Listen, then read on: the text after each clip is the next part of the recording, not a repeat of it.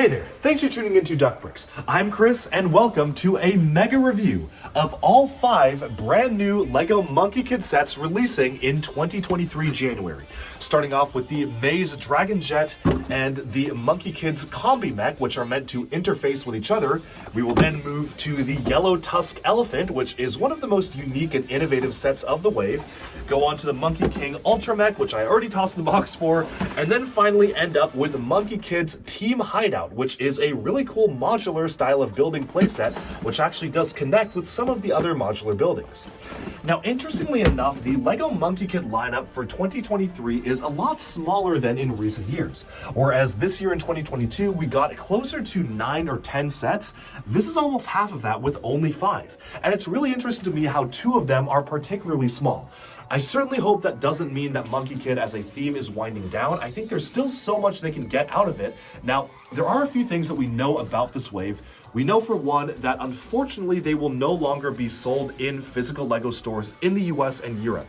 LEGO is really aiming to capitalize and focus on the Chinese market, especially in recent years, so they're kind of pivoting towards mostly kind of designing experiences for that market and basically keeping a lot of these sets exclusive to stores there. However, they cannot do regional exclusives anymore thanks to a press statement a few years ago, so what they're doing instead is they are making these available online. So if you do want to get them, you can get these sets off of shop at home at lego.com, and I believe they have a deal with Amazon to get them as well, but you won't see them at Targets or Walmarts or any sort of stores like that. You didn't before, you won't now, and you won't see them anymore at official LEGO stores. So what this means for the theme, I'm not really sure. The distribution of the TV show itself has always been really spotty outside of China, where it has a regular release schedule. Here in the US and basically everywhere else, we don't really know when it's airing. It kind of just randomly drops. LEGO sometimes just accidentally posts things, so it's a little bit of an odd situation, but that still doesn't stop these sets from being as good as they are, because I still feel that LEGO Monkie Kid gives us some of the most innovative LEGO sets in recent years, especially for an original LEGO theme.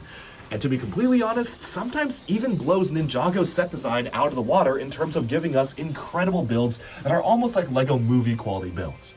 And so, with that, I think it's about time that we jump right into the review itself.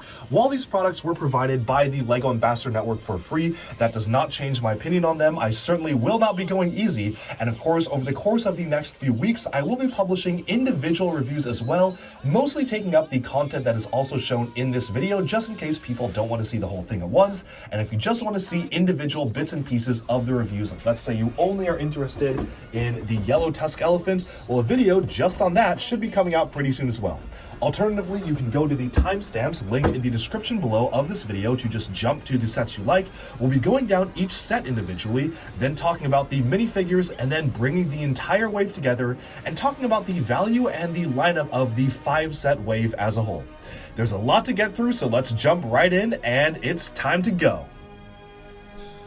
Alright, so here we have the entirety of the 2023 LEGO January 1st Monkie Kid wave. Now, there is going to be a polybag, the Monkey King Marketplace, which is probably going to come out around January. I do not have that, but these are basically all the retail sets. Now, one thing that's really cool about this wave is that there are 5 sets, but 2 of them are actually really cheap. Set number 80040 is Monkie Kid's Combi Mech, 80041 is Maze Dragon Jet, and both of these retail for $20 US, which was a surprise to be sure, but a welcome one. I actually filmed their individual reviews, which you'll see later on in this video before I actually knew the prices. I speculated that they would be probably around 25 and said that if they're 30, they're way too much. 25 was pushing it, but it was okay, and 20 would be a dream come true, and they're actually $20. So good on LEGO for doing that. That's really wonderful because that actually makes them the cheapest standard retail LEGO Monkie Kid sets, which previously the cheapest ones we got were at least like 30, 35 or so on. These are actually really nice small offerings into the theme, which are pretty unprecedented compared to some of the other previous Monkie Kid releases. Unfortunately, because of that, they have a pretty limited selection of minifigures. The main hero characters in both of these sets are just reuses from last year, and we really only get into new stuff when we get into the other 3 sets, making this also one of the smallest Monkie Kid waves, which really only focuses on 1 villain vehicle, 1 hero vehicle, and 1 location build, which I guess if you're going to do a 3-set main wave, those are the things that you do with it, but it does feel a little bit strange. The set here is 80043 Yellow Tusk Elephant, which retails for $80. The next one is 80044 Monkey Kid's Team Hideout, retailing for $140. And then finally we have 80045 the Monkey King Ultra Mech, which retails for $160 US. So the way this video is going to work is that I will first individually look at each and every one of these sets. Now, I will be publishing individual reviews in the days and weeks following this video being published, which are basically the same content with a few more close-ups at the minifigures. So if you only want to see reviews of individual sets, do stay tuned for that. But after we work our way through each of the individual sets, I will take a look at all of the minifigures as a whole, because I will not be taking a look at the minifigures alongside each individual set for the purposes of this particular Mech review. I just want to take a look at the entire composition of the wave as a whole. And then finally, we will be taking a look at all of them all together. How does this feel as a wave? How do I feel about value? Which ones do I feel are the best value? Which ones are the worst value? And what are my favorites and least favorites? And we'll do a bit of ranking in the wave as well, although it's a little bit hard because they're at such different price points and there's only 5 of them. But I'll do my best, and of course we'll be sharing a lot of thoughts on value here because there is a lot to be said. And so, without further ado, I think it's time we just jump right into things. We'll be going from smallest to largest, basically in order of set numbers, so Combi Mech, Dragon Jet, White Tusk Elephant, the main base, as well as the Mech. That is the order we'll go in. Let's go. Okay, so this right here is set number 80040. It is one of the 2 smallest LEGO Monkie Kid 2023 sets. Now, unfortunately, at the time of this recording, I do not know the exact price for this. Going off of the size of the box, I would probably guess that it is no more than $25. I certainly hope it's not 25 or 30. I think it should only be 20 in my opinion, but knowing Monkie Kid and knowing LEGO's current prices, this is probably going to be $25. Now, my review will change if this is $30 or more, so I'll say it now, this is not worth $30 by any means, and I would really not recommend getting it unless it's 20. 25 is already pushing it. So I think it's going to be 25, but I don't know for sure. So just going to get that out of the way first. This is actually a really nice little small-sized mech for Monkie Kid, and I think this is a really good way for kids to actually get involved with the theme and get a smaller scale of mech to play with if they understandably aren't able to afford the massive $160 Ultra Mech. Now, the set comes with a small little side build as well. This is a Ink Demon catapult here, so it just works a standard catapult. You can turn it around. Comes with one of the Ink Demons as well, who are the kind of villainous faction of this wave. And it also comes with the standard MK staff, which interestingly enough does not use the brand new staff pieces that were introduced for this wave. And speaking of not using new pieces that were introduced for 2023, this is pretty much just built out of existing pieces, where the literal only new piece here is the blade element, which is new for Monkie Kid 2023. The minifigure for MK himself is a reuse, although this time I'm not complaining about it because this is probably one of the best Monkie Kid figures they've ever done. It appeared on my best figures of the year list in 2022. It has fantastic arm printing, he kind of has battle armor, and previously was exclusive to a much larger and more expensive set, so I certainly am not complaining about its inclusion here. I think it's really cool, but I also do find it odd how he doesn't seem to have a standard new outfit for this wave that is more casual clothes. He has kind of silver battle armor in the larger Ultra Mech, and then he has this one for this mech. But yeah, interesting how we aren't really getting any specific new figures for the smaller sets other than the villains. And when we look at the other small set, which has Mei, she also is reusing an outfit, so I don't know what's up with that, maybe a budget thing. But anyways, moving on, this is actually a really posable mech, minifigures aside. You can bend the knees, which is wonderful. They actually managed to fit a fully bendable knee joint there, so you can get it in all sorts of action poses like this, so you can have it be jumping in midair or something.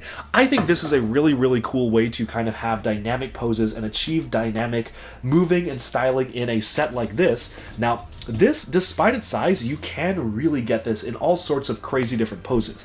He is using 2 weapons, but you don't have to have him be holding it, but if you wanted to, you could have him going like this, so maybe he's getting ready to attack in that sort of pose, or you can have him be crouched down, bent over, you can have him be even kneeling down on one knee like this. So there's all sorts of really cool stuff that you can do with this mech posability wise, making it definitely one of my favorite small scale mechs that LEGO has done. This to me I think strives the perfect balance for what you want in a knee joint for a smaller style of mech. The ratchet joints, which I typically complain about because they limit functionality, definitely are a lot stronger than the standard ball joints, so the knees will not be buckling like this. Mixel joints on the other hand, which they previously used for Marvel mechs, are pretty skinny and they also don't have as much friction between them, and the also great thing about this is that you can actually have it be fully bent without having to resort to using the standard core type of articulation, which is wonderful. So I really like the way that this is done, honestly. The arms themselves are mounted on mixel joints like this. One thing I do find a little bit awkward is that the ball joint is very much at an extreme angle where the hand is mounted, where this right here, there's something not quite right about the way it works. If this was the way you were moving the hand, I guess that works out a little bit better, but then he's holding his weapon sideways then. You're really going to want it to be rotating it this way. And then just kind of looking at the side profile, I think it's just mounted at too high up of an angle. It would have been a lot better if they even just kind of switched around the arms, placement of the ball joint, had it mounted somewhere here instead. I think that would have made a big difference in the way that it looks. Mounted up here, it feels a little bit too high, but again, it is LEGO. You can modify it yourself if you want to. Now, this does feature an opening cockpit, which is nice. It is very simple. There's a sticker on the inside of the cockpit, so he can actually be able to pilot the mech itself, which is always a good thing to have, a very simple way to open and close it, which I think looks quite good. And then it has two clips on the back, and we'll take a look at that at the end of this review, but it does clip onto some other stuff. The shoulder armor can actually be angled if you want to. I don't know why you would necessarily want to do that, but you can angle the shoulder armor outwards, and the way the weapons attach is just by standard clips. So you have a massive version of the MK staff here, as well as a sword built out of the brand new sword blade element, which is very cool. And then setting those aside, you now just have shooters for the hands themselves, which I think is a pretty cool thing to have. Having the shooter functionality here for stud shooters definitely adds a lot more playability to the set itself. It just feels a little bit strange how awkwardly the hands are placed. I just think they're a little bit too high on the arm, but everything else is quite good about this particular mech, especially in terms of posability. This is easily one of the most fun to pose in a long time. It's not going to fall apart. It's really sturdy. It'll hold up to kids playing with it. I just think this is probably one of the best styles of small mechs they can do, and that's pretty high praise because they do a lot of these. They're usually pretty hit or miss, but this, I think they've cracked it. If they can keep making mechs like this for Ninjago, for Marvel, for even do a DC one here and there, this is a really good formula, and I guess it's a little more expensive than a $10 price point mech. Obviously, with the $10, say, Ninjago Core or Marvel mechs, you aren't going to be able to get this much detail, but just use this exact leg construction here, using a ball joint attached to the ratchet joints. That's just wonderful. I really, really like how this particular thing is done. Now, moving aside, again, we do have this particular thing right here, which is this little catapult on the side, which is just alright. I mean, nothing too special here. What is special though, or one thing that I do really like, is that it does have these two adapter pieces, making it compatible to be attached to other Monkie Kid buildings who use this exact same system, specifically the Monkie Kid City of Lanterns. You have their new team Hideout, which uses this system. Even some of the smaller builds, like the Bone Demon's Throne, can connect to these, so there's all sorts of stuff you can do with it. So I like how they made it modular, although this is probably the least interesting terrain build they can do with something like that. With that though, I think we've about summed up our look at this particular set. Really no need to go in depth into the minifigs because I've already talked about the Ink Demons in other reviews. They're pretty cool. I mean, I think that they have some nice printing on them. Obviously, I'm sure they'll get old at some point if we just keep getting them, but I do like how they have some differentiation in between them for different sets. One of them is a general, and this minifigure I already talked at length about when doing our best minifigs of 2022 review, but yeah, this is a really good one. Just odd how they're reusing the older waves minifigures in these sets. Overall, I think that the set will basically boil down in terms of value for the price. If this is $20, wonderful, wonderful, wonderful. That is an excellent price for this, and I certainly hope it is. If it's $25, pushing it quite a lot. If it's $30, no. Like, if this is $30, I don't think it is. But if it is, I do not think that's worth it at all. So, should be $20. $25's already pushing it. definitely not 30. So I guess you'll probably know by the time this video comes out, and I'll know as well. I'm recording this very, very early because thank you to the LEGO Ambassador Network for sending me this early. Really appreciate it. Would have been cool to know the price before actually being able to open it and review it, but you know, I'm sure it'll be revealed at some point. You definitely know already by the time this is being published because that means the embargo date is over. So you can comment down below. Is this good value or not? 20 is good value, 25 is meh value. It's maybe more like Monkey Mid instead of Monkey Kid in terms of value. And then 30 is just way too much. So you definitely know by now, and that about sums up this review of set number 80040. Alright, so this is set number 80041. At the time of this recording, similar to the other smaller set 80040, the Monkey Kid Mech, I unfortunately have not been given the prices for these. I really only know that just judging off the size of the box, I think this is probably going to be $25. I would like it to be 20, and if it's 30, that's way too much. LEGO, what are you thinking? But hopefully this is $20. I don't think it is. I think it's going to be 25, which is alright. It definitely still feels like it should be a little cheaper, but 25 is not too bad. But essentially this is one of the starter sets of the wave. It does actually come with 3 minifigs, which feels pretty generous for the set itself, especially because the equivalent Monkey Kid Mech, which you can see right here in the background, only came with 2 minifigures. However, this does likely kind of feature less pieces. It does feel a little bit more compact than the mech, so I guess they kind of made up for it on the side build category. The set specifically introduces yet another jet for May. We already got a larger jet for her for the Spider Queen wave, but this is a much smaller one, which actually does have a really cool feature that can combine with the Monkey Kid Mech, which we'll show off near the end of this video.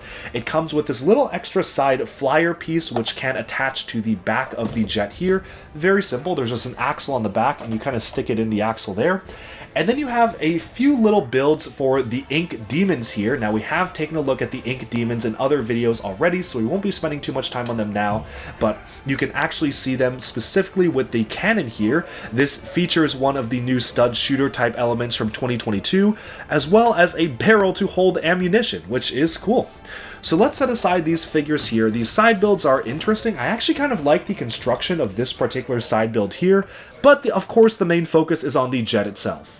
So taking a look at just the jet itself and setting aside the side builds here, this is a pretty interesting build. It certainly felt very small when I was putting it together, but I was also quite surprised by the amount of detail they managed to layer into this. When I first saw pictures of this on the box itself and kind of unboxed these sets, this felt not quite worth the size of the box it was in. This kind of felt like a side build to a larger build.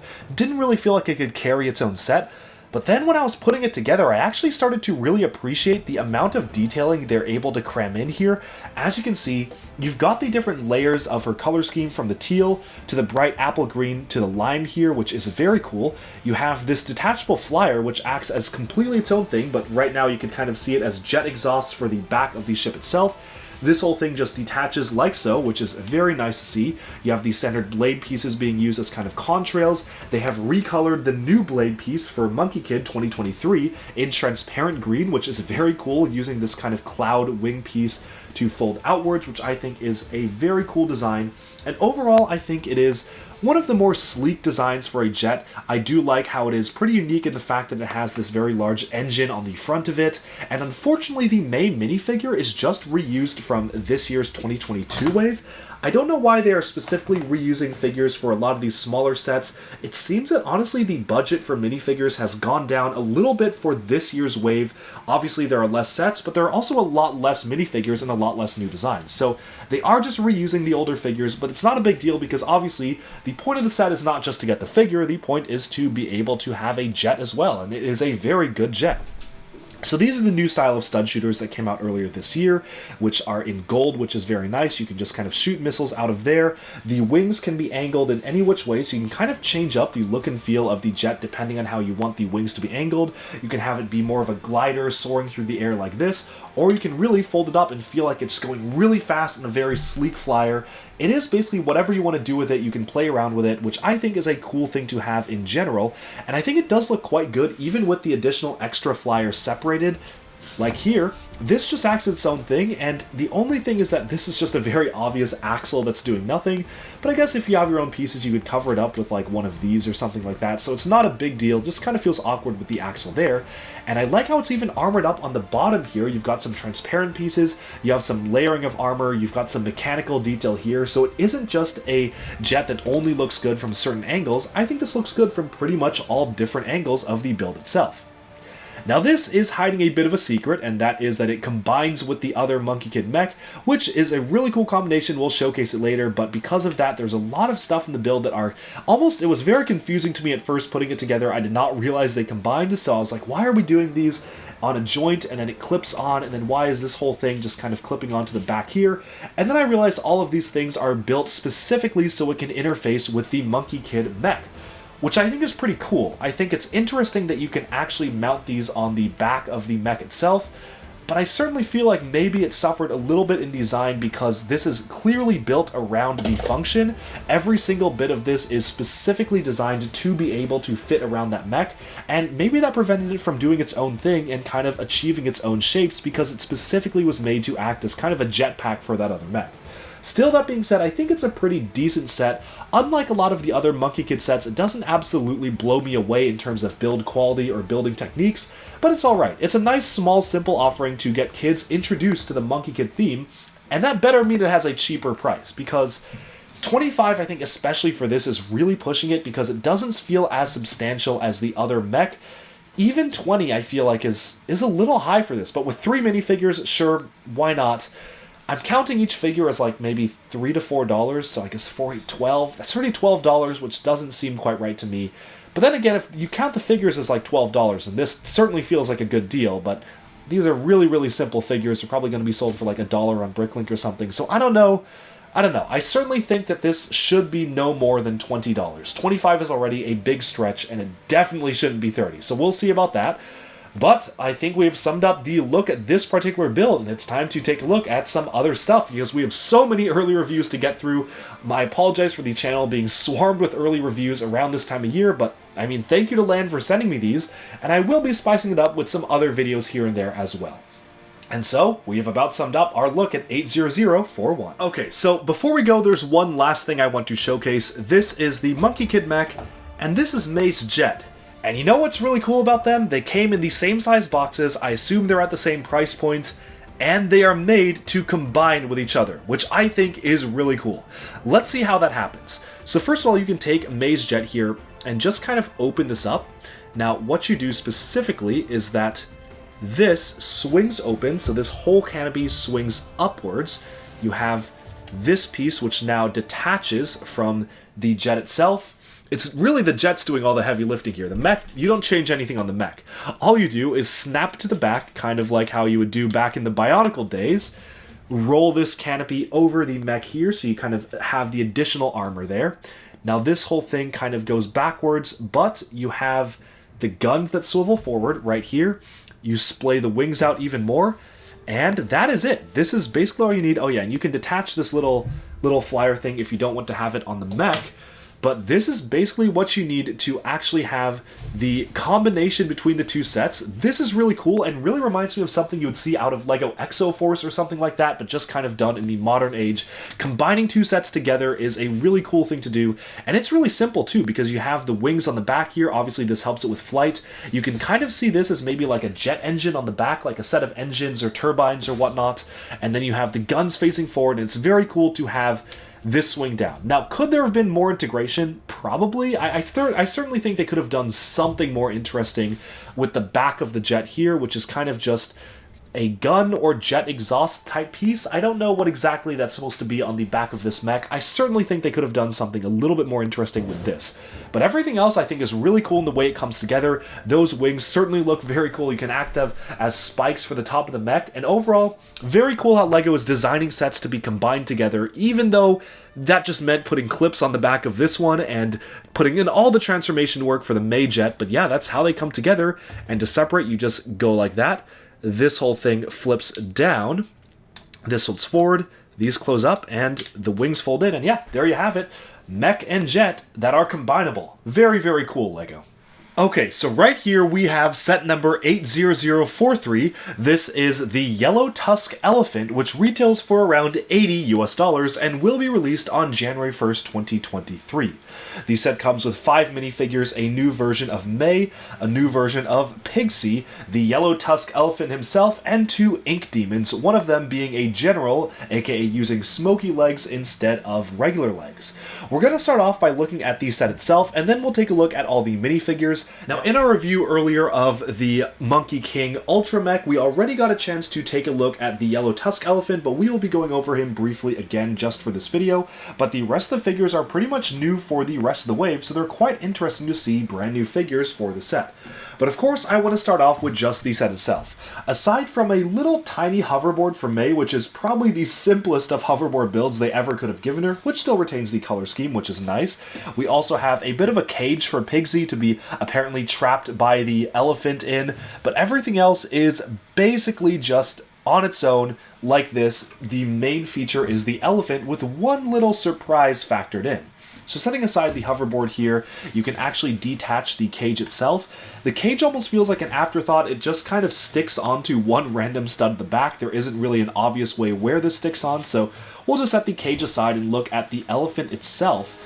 Now this is a really interesting build because we haven't really gotten large-scale elephants from LEGO before other than from Legends of Shima, which was a really big one, but this is actually really cool. And when names of these sets first leaked, this was probably my most anticipated one, and this is probably one of my favorite sets of the wave. I think it actually kind of beats out the Monkey King Ultra Mech, and I'll explain why. So first off, in terms of articulation, you can actually bend the legs all the way out like so. This is just an armor piece that can be bent, and it is using the 2022 newer style of ratchet joint, which is very nice, very, very strong kind of limbs there. The back ones are just using standard ratchet joints, which is okay for this kind of thing. Provides it some more stability since it's not like a mech style build. Ratchet joint limitation and articulation isn't that big of a deal compared to ball joints, so this is quite nice just to be able to move that around. Now, the head actually has a bit of a function. You can twist the guns here. Let me get the ink demons out of the way. But twisting the guns actually allows you to angle the head itself. It's a very, very simple function that just uses 2 Technic beams, but I think that's a pretty cool thing in that you can actually kind of move this around, and it actually is on a slightly different axis. So as you can see right here, when you move it around, the head itself swings back and forth for the guns, which is very cool. Nice to see that kind of being a feature here. The ears are mounted on mixel joints, which is interesting. I also found it interesting how the 2 kind of earrings are mounted at different placements on the ears, but I guess that is somewhat realistic. And then pushing down on this lever here raises the tusks and the trunk to kind of have an attack.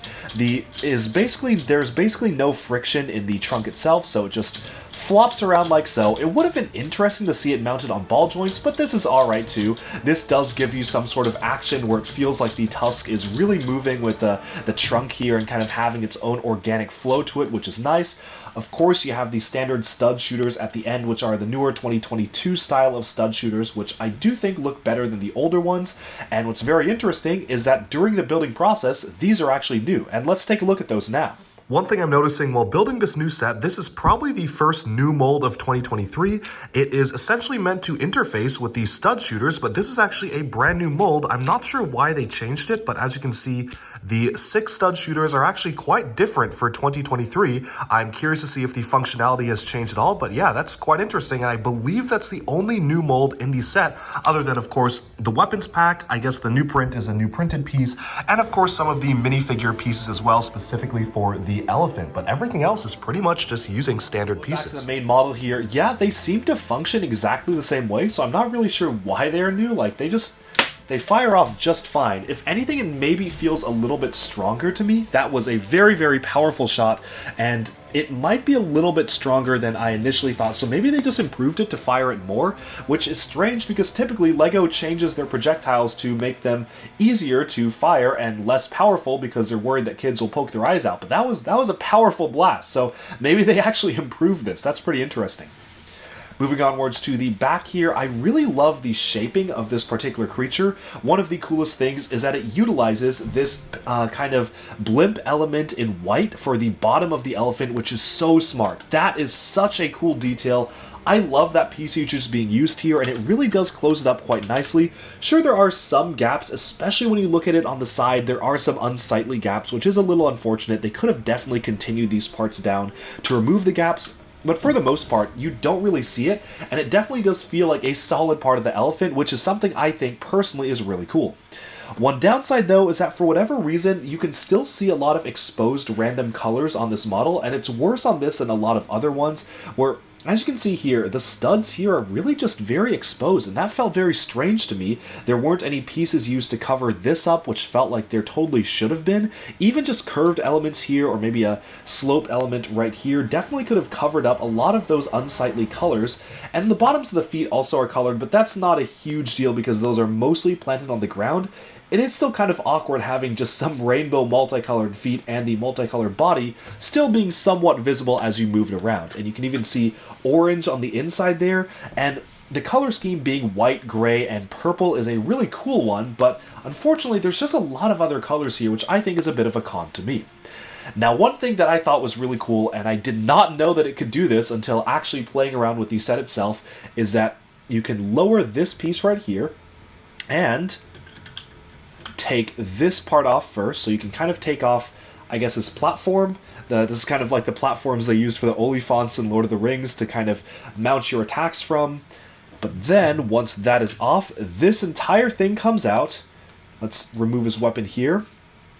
This whole thing, let's make him get seated, closes up like that, and this is its own mech. So this is just a mini style of mech. I think this is probably my favorite part of the entire set, to be honest. This is a really, really cool feature, and I really love it when Ninjago and Monkey King and Ultra Agents and whatnot do little style of mechs like this. I think this style of mech, it's somewhat chibi, somewhat cartoonish, but I really do like the look and feel of this particular scale. It feels like you can articulate it quite a lot with the elbows being movable and whatnot, and each hand being able to be moved without actually having it feel too rigid, so I actually do really appreciate this. It is really fun to play with, fun to pose, and yeah, it works perfectly fine, even completely outside of the elephant itself. And what's great is that once you put this piece back on here, it really does feel like these two things could be their own two separate things. So like this could be one of his larger vehicles, this is kind of the war elephant in the back there, and then the mech itself is just a separate vehicle for the elephant faction to use. So I think this is a really cool thing. Love the way that they integrated this into the set. I certainly would not have guessed that it actually came with it, and I kind of wish they advertised this on the box, because I think it would have been really cool to showcase the elephant like this and then have a mech going alongside it. That would have been a very nice thing to have, but still, overall, what a nice surprise while building to start with this, and I was like, where is this on the box? And realized that it just sits right on the inside there. That is something that Monkey Kid's been kind of doing this wave, is having vehicles that are detachable, specifically with the Ultra Mech and the other two smaller sets can combine with each other, so they're really trying to integrate these into each other, which I think is a very, very cool thing, and this is built really cleverly such that the arms just swing backwards. These are just mounted on rounded elements here, so they just swing back like that, and there you have it. That's how the mech works. It's super, super simple. You can just close this up and you're good to go. And it's kind of funny, you just kind of plop him in there. Like he just kind of sits down like this, so let's get that slotted in here. Yeah, you just take a seat right there in the back. The arms don't really have a nice and easy way to go. They kind of just flow on the back there. This whole part closes upwards, so you kind of have the clip closing up the top there, which is nice, it makes sense. And then this entire build just goes forwards once you swing the cockpit area down, so it just sits right like that. Put this on, and there you go. This is a completely detachable piece that is very nice and very well disguised too, which I think is very cool and one of my favorite parts about the set. Now, speaking of the rest of the set itself, I definitely do want to talk a little bit about the value of this. $80 US is admittedly quite high for this. Sure, it comes with, I guess, a cage. It's nothing we haven't really seen before. It's basically just one of those bone-style cages. We also have a very, very small hoverboard, 5 minifigs, and I don't know, $80 feels really steep to me for a set like this. Definitely let me know in the comments though if you agree or disagree, but I certainly think that this could have been a lot cheaper. maybe 70, but that's still pushing it. Like 60, 65 is a lot more reasonable, I think, to have a set of this size. Obviously, LEGO has been getting more expensive at least this particular year. They have done explicit price increases, and I assume that the prices have already been kind of pre-increased for the January wave. So I definitely think that, personally, I would recommend waiting for a sale on these. Although, unfortunately, Monkie Kid doesn't really get sales too often, and these are only going to be sold online, no longer in LEGO stores. That is a big shame, but essentially you can really only get these from LEGO.com, so it's pretty rare to have a sale on them, but if one comes up, I think this is a fantastic set. It's probably one of the best of the wave, in my opinion. It just feels a little too expensive. Now, LEGO, you do have the Lord of the Rings license back in 2023. Could you maybe do a set like this for the Oliphants of Lord of the Rings? Now, that would be very, very nice to get. This is almost like a trial run for that, but we'll have to wait and see. This is a very fun set. I like elephants quite a lot. I think they're cool, and this is a very cool brick-built elephant that is completely unlike anything we've ever gotten, because the previous Mammoth set for Chima was more like an AT-AT in the way it was built. This is very much more like a stockier, kind of shorter and squatter elephant that has a lot of bulk to it, which is a very cool model. Okay, so this is set number 80044. This is Monkie Kid's Team Hideout, retailing for $140. This comes out on January 1st, 2023, and comes with 1,582 pieces. This set includes basically the entire Monkie Kid team. You've got MK himself, you've got May, you've got Sandy, you even have a new baby kitten mold for Mo, which is meant to represent him in scale with Sandy. You have Pigsy, and you have Tang's staff. Huh. You also have Lee, the Panda Stall Keeper, as well as one of the villains, the Golden Winged Eagle.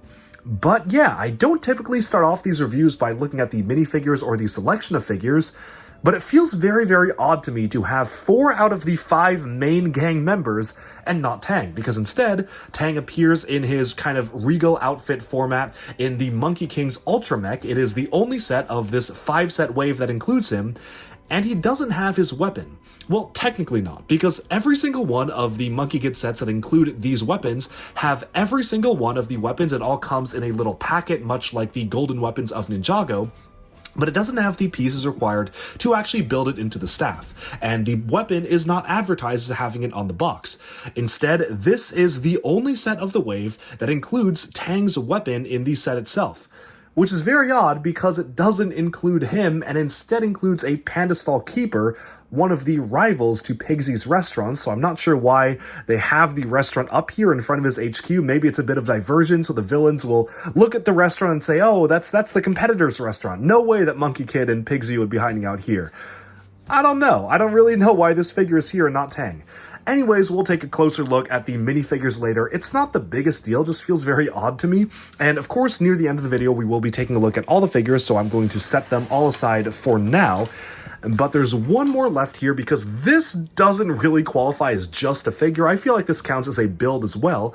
This is a massive wingsuit for the Golden Winged Eagle, which is really cool because for whatever reason, the villains have not gotten a lot of focus in this first part of the wave. We got one villain vehicle for $80 in the Elephant, but everything else, we basically just got their minifigures, so it's nice to at least get a villain side build in this set, and this is a really fun one. It basically reimagines the Golden Winged Eagle in this kind of winged mech suit type thing, or you can maybe see it as an extension of his body. It's pretty reminiscent of the Vulture from Spider-Man, although it actually is pretty refined compared to the original Vulture suits. Each of the feathers, of course, can be moved back and forth. The legs, unfortunately, cannot be articulated, but I could imagine it probably would have been way too hard to add articulation and still keep them stable. You can thankfully actually have the claws clutching downwards, which is really cool. I think this is a very good look, and Nick on Aquamagna, who is actually one of the biggest LEGO YouTubers out there, I was chatting with him the other day, and he actually mentioned to me, which I agree with, that this would be a really cool suit for the Vulture tribe in Chima, and I have to agree, this looks like it came straight out of Chima in a good way, because it is such a fun and inventive way to actually create an extension onto characters themselves, and I just really like the overall look and feel of the build of this little glider itself. Overall, a very, very good villain side vehicle, or I guess, I don't know if I'd call it a vehicle, a villain side build is what I would call it. But of course, the main focus is on the Team Hideout itself. And let's take a look at it, because for $140, this is basically the brunt of what you're paying for. Now, here's the really cool thing about this. If you recall, back in the past, for the kind of smaller side buildings for Monkie Kid, they have been using a system that specifically involves 2 Technic pins situated next to each other to allow for attachment points. Kind of like this. You can see this is an attachment point just by 2 pins. They used it for the City of Lantern set, which combined a ton of large items together into a massive city. And what's very cool is that most of the modules in this set are specifically designed to act independent of each other and can be used with its own system. So let me demonstrate. You of course have this, which is kind of just there to round out the entire build. The whole thing splits in half. This comes off, which is really great. It's kind of an angled module if you want to kind of add this to something else.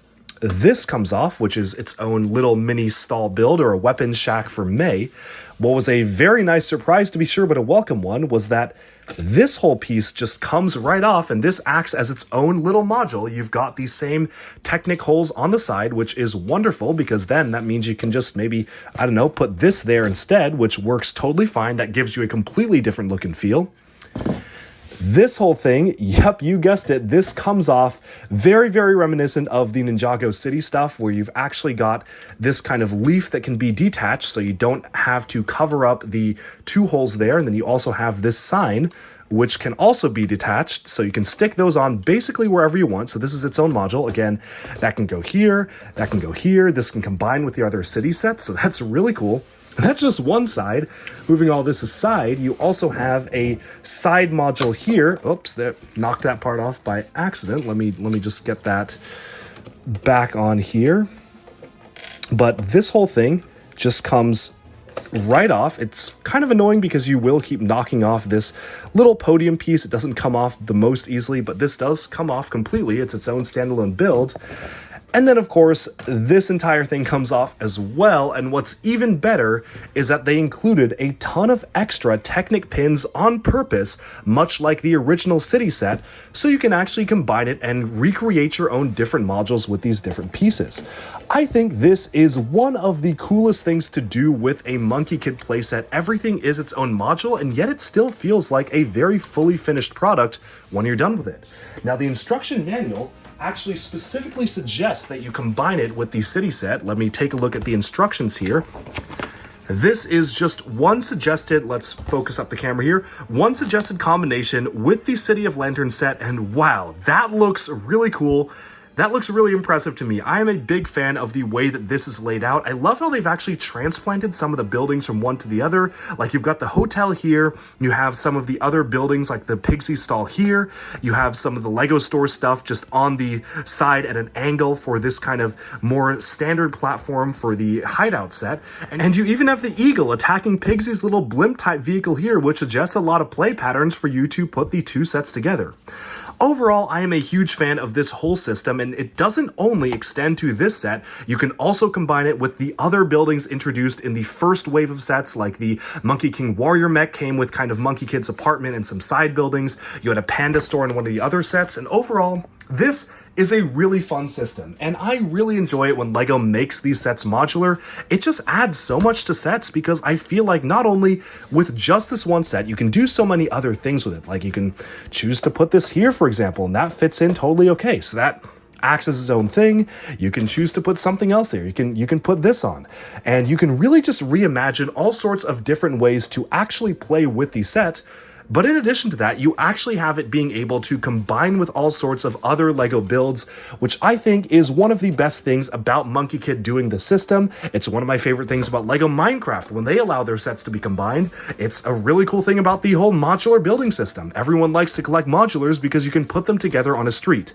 And this is just fantastic. I hope that LEGO will keep doing stuff like this. Of course, we got to get to the actual review. I've mostly just talked about the modular system here, so I will put everything back in the places they are quote-unquote officially supposed to go, but I mean, it is LEGO. It is up to you how you actually want to make things go.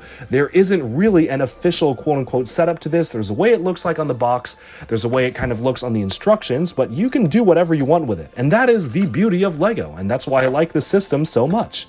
So putting each and every one of the items back here, you can see how easily it all comes together as well. everything just kind of fits right back in place. And this is a really smart design wise, because it could have been very easy to just not pay attention to how everything comes together and to kind of just mix and match different things and make it such that certain modules couldn't fit on other things. But no, they put in the effort to make sure that every single module here can fit in place in the spot that every other module can be placed. And that is just so fantastic to me. And look at how good this looks like when fully closed up together. I am a big fan of the overall way that this turned out. So here we have basically the final version of the Team Hideout, and what's really cool about this is that the whole gimmick behind the set, or the special thing that it has about it, is that this kind of acts as a dual purpose type thing. On the front side, you have a ton of nature. You have a little shop for a restaurant, the Panda store right here. You have a very nice little stall for Pigsy's stuff. You have a nice sacred temple here. But everything does actually transform. So let me showcase this. And some transformations are more subtle than others. First of all, the thing that I didn't even notice when first building it until I was putting it together was if you push a lever on the back here, that springs open and you can actually launch a flying hover bike out. This is one of the first side builds you make, and it is a really cool integration of the standard LEGO bike piece in a hovering format. I was actually really impressed by the construction of this. You actually have this kind of Exoforce robot arm piece connecting the handlebar up here. You have some delivery stuff in the back, and this is actually a printed piece, which is very cool, a printed little Pigsy's restaurant to-go box. And overall, this is just a really fun and charming small vehicle that was a really nice surprise to be able to be integrated into the set. But what's even cooler is that, yes, these fold outwards, so you actually have the motion of the bike emerging from a hidden cave. And unlike a lot of other builds with LEGO where, quote unquote, it's hidden, but it doesn't really look all that hidden, you can really kind of see it from the outside, this is actually very well disguised. I did not think there was going to be a function here. The bamboo shoots are really well placed until you push it forwards and out it goes, and that is a really cool thing. Now, the next thing that you can see here is that this is a little bit more obvious. It looks like the Monkie Kid staff, but you can actually rotate this around and reveal the staff itself. The instructions actually tell you to place the staff in here. So this is kind of a holding spot for the Monkey King staff. Then you can rotate it back around to hide it. So that is just kind of in this particular setup here. Super simple in the way that this does the reveal, but I think it's pretty effective that it feels like it is hidden away or tucked away behind the rock there. So let's give that back to MK and move on. And that's not all. There are still more transformation features. So some of these other ones are more subtle, but you've got some artwork on the side of the Pigsy shop here. This just rotates around to, I guess, reveal some weapons that Pigsy can use in the form of a butcher's axe and a frying pan. So good on you, Pigsy, implementing cooking utensils into your weapons, and that just flips around. I guess that's kind of some more weapons that can be hidden. And then this whole aspect of the roof does actually flip open, and it reveals a little Pigsy stud shooter. And this is the first time I've seen those little stud shooter 2021 new redesigned stud shooter elements in pink, which is very cool and very fitting for Pigsy. So these are these standard stud shooters, very cute little pig head that sticks on top, and then you can just put it away and it is fully hidden. So yeah, overall, that is a really cool way to have some transformation features of the model itself. There's a couple other little things that you can move around, but for the most part, the idea behind the set is that this looks a lot like nature from the front, and then from the back, it transforms into an entire technological layer. But we'll take a look at that in a second. I'm not quite done talking about the front yet. I'm a big fan of the overall shaping and rock work for this. This kind of feels like an update or a second version of the Flower Fruit Mountain, which that one was really focused on nature. This is more focused on standard buildings being built into nature and then having some technological hidden secrets behind. I like how each and every one of the different parts of the build can act as its own thing. So for instance, you've got a little blacksmith shop here for May, which has her color scheme there, which is very nice to see, even one of the especially new golden sword elements being forged.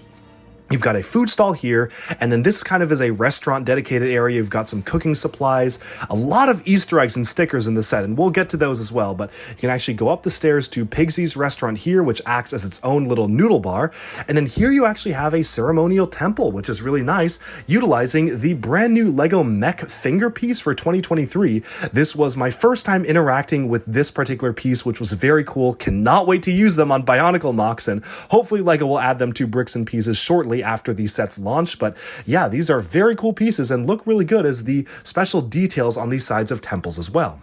I love the rockwork, which shares a lot of visuals consistencies with the original Flower Fruit Mountain set. Using these rather large panel pieces as large vertical rock outcroppings was a really cool idea, and I also love the usage of mixel joints to actually attach a lot of these bamboo pieces so you can really angle them and get a unique vibe and really make it feel like it's flowing into nature. But of course, we want to now move it around and showcase some of the secrets of the set itself, and there are a lot of really fun stuff to see here.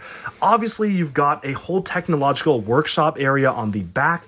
You have, on the back of here, you kind of get the interior of some of the buildings. This whole thing, I guess, acts as a cannon as well. That was one other transformation feature I didn't mention, but this smokestack, which has some of the green Samadhi fire flame out of it, pivots downwards and acts as a cannon to shoot at enemies. So you've got your targeting system right here, which is very, very fun. And of course, this whole roof does open up as well to reveal a disc launcher inside. So every single bit of this does have some sort of a secret hidden away. Moving inwards to, of course, the main part itself, I find it really funny how there's actually what appears to be a restaurant in the inside of the shop here. Sorry, a rest room on the inside of the shop here, complete with what looks like poo and water in the bowl. That is really funny. Maybe that's for the cat. I think that might be for the Mo cat there, because it's a pretty exposed restroom if not. But yeah, maybe he just sits there, that's his litter box or something like that. It could be his food too. I don't know. They used the poop piece, so I don't know what the idea is there, but you've actually got some nice stickers talking about how to kind of cook food and all sorts of nice details hidden throughout. So you've got some little what looks like recipes or whatnot and posters on the side of the wall, some advertisements here which are really cool. You have May demonstrating how to use her sword, so some nice sticker decaling there. You can go around here, and I could be wrong on this, but this looks like a reference to LEGO Time Cruisers. The minifigure there with the baseball cap and the T on his chest, that is Timmy from the Time Cruisers line. I am sure of it. So really funny to see that very obscure kind of 90s, 80s LEGO line being referenced here. Not sure how he managed to sneak into a Monkey Kid set, but always cool to see older LEGO references. And speaking of older LEGO theme references, you've actually got the wooden duck. Yes, of course, the classic LEGO reference right there in sticker format. I still need a wooden duck. If anyone has one for sale, let me know in the comments. But yeah, you can see the wooden duck right there, which is very, very cool to see, as well as a whole host of other different details, mostly pertaining to the Monkey Kid theme. And I keep on missing these transformation features. They're really well hidden. But yeah, if you look right here, this whole thing flips open. Again, this flips open and you have I guess a turret system where you can use it to flip open the table and reveal the turret system to warn you of intruders. So very cool how you actually have that as well. But of course, the main detail here is you want to be able to look at the back of the mountain, and it is a lot flatter than I initially thought. I guess that is one complaint, is there's not a lot of depth to this, but the way it works is you push this forwards, the whole bike slides outwards. I like how it's powered by Octan back there, which I guess canonically exists in the Monkey Kid universe. You've seen it in the show. This right here is a very strange reference, and I have no idea what this is referring to. Viewers in the comments, please do help me out here, and maybe if you have suggestions on what this is. This to me looks like a 4+ LEGO set. You've got kind of the LEGO branding on the top, you've got 4+, but it also has a place where you can hang it, so it makes it kind of seem like a collectible minifigure type box or something that you would find hanging.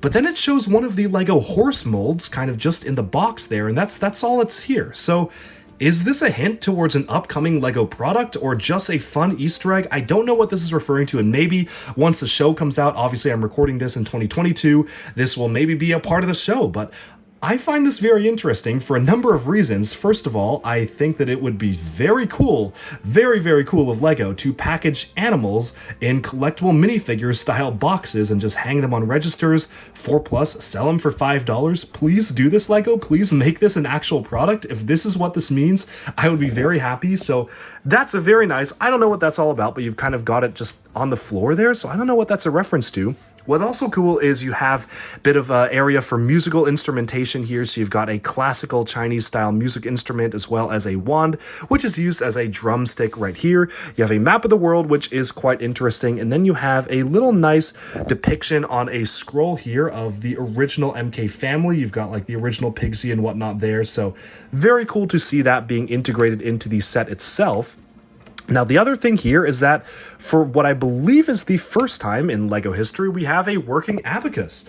This is very, very simple in the way it's built. You have Technic bushings, which are mounted on the LEGO sword foil pieces, and you just kind of move them one by one. And yeah, it works just like a real abacus, so that is pretty cool. You've obviously got less beads, so it doesn't really work, but it does the trick in terms of being able to tally stuff up, so I do actually like the inclusion there. You have some game board details on the inside there, as well as some other detailing for the technology aspects here. And I also really like how they've actually disguised a special camera as a leaf here, so this is kind of a security camera aiming up top, but they've colored it green and put a leaf on top of it, so that's just a pretty cool detail. You have some treasure hidden here, which just has some standard gold ingots, but pretty much that is all that you have to see here. That is kind of the gist of the interior of this model, and altogether this is for $140, the Monkie Kid's Team Hideout. So I personally think that this is, as usual, one of the best sets that MK has to offer in terms of locations. Monkie Kid has always given us some of the best LEGO location sets ever, and this is no exception.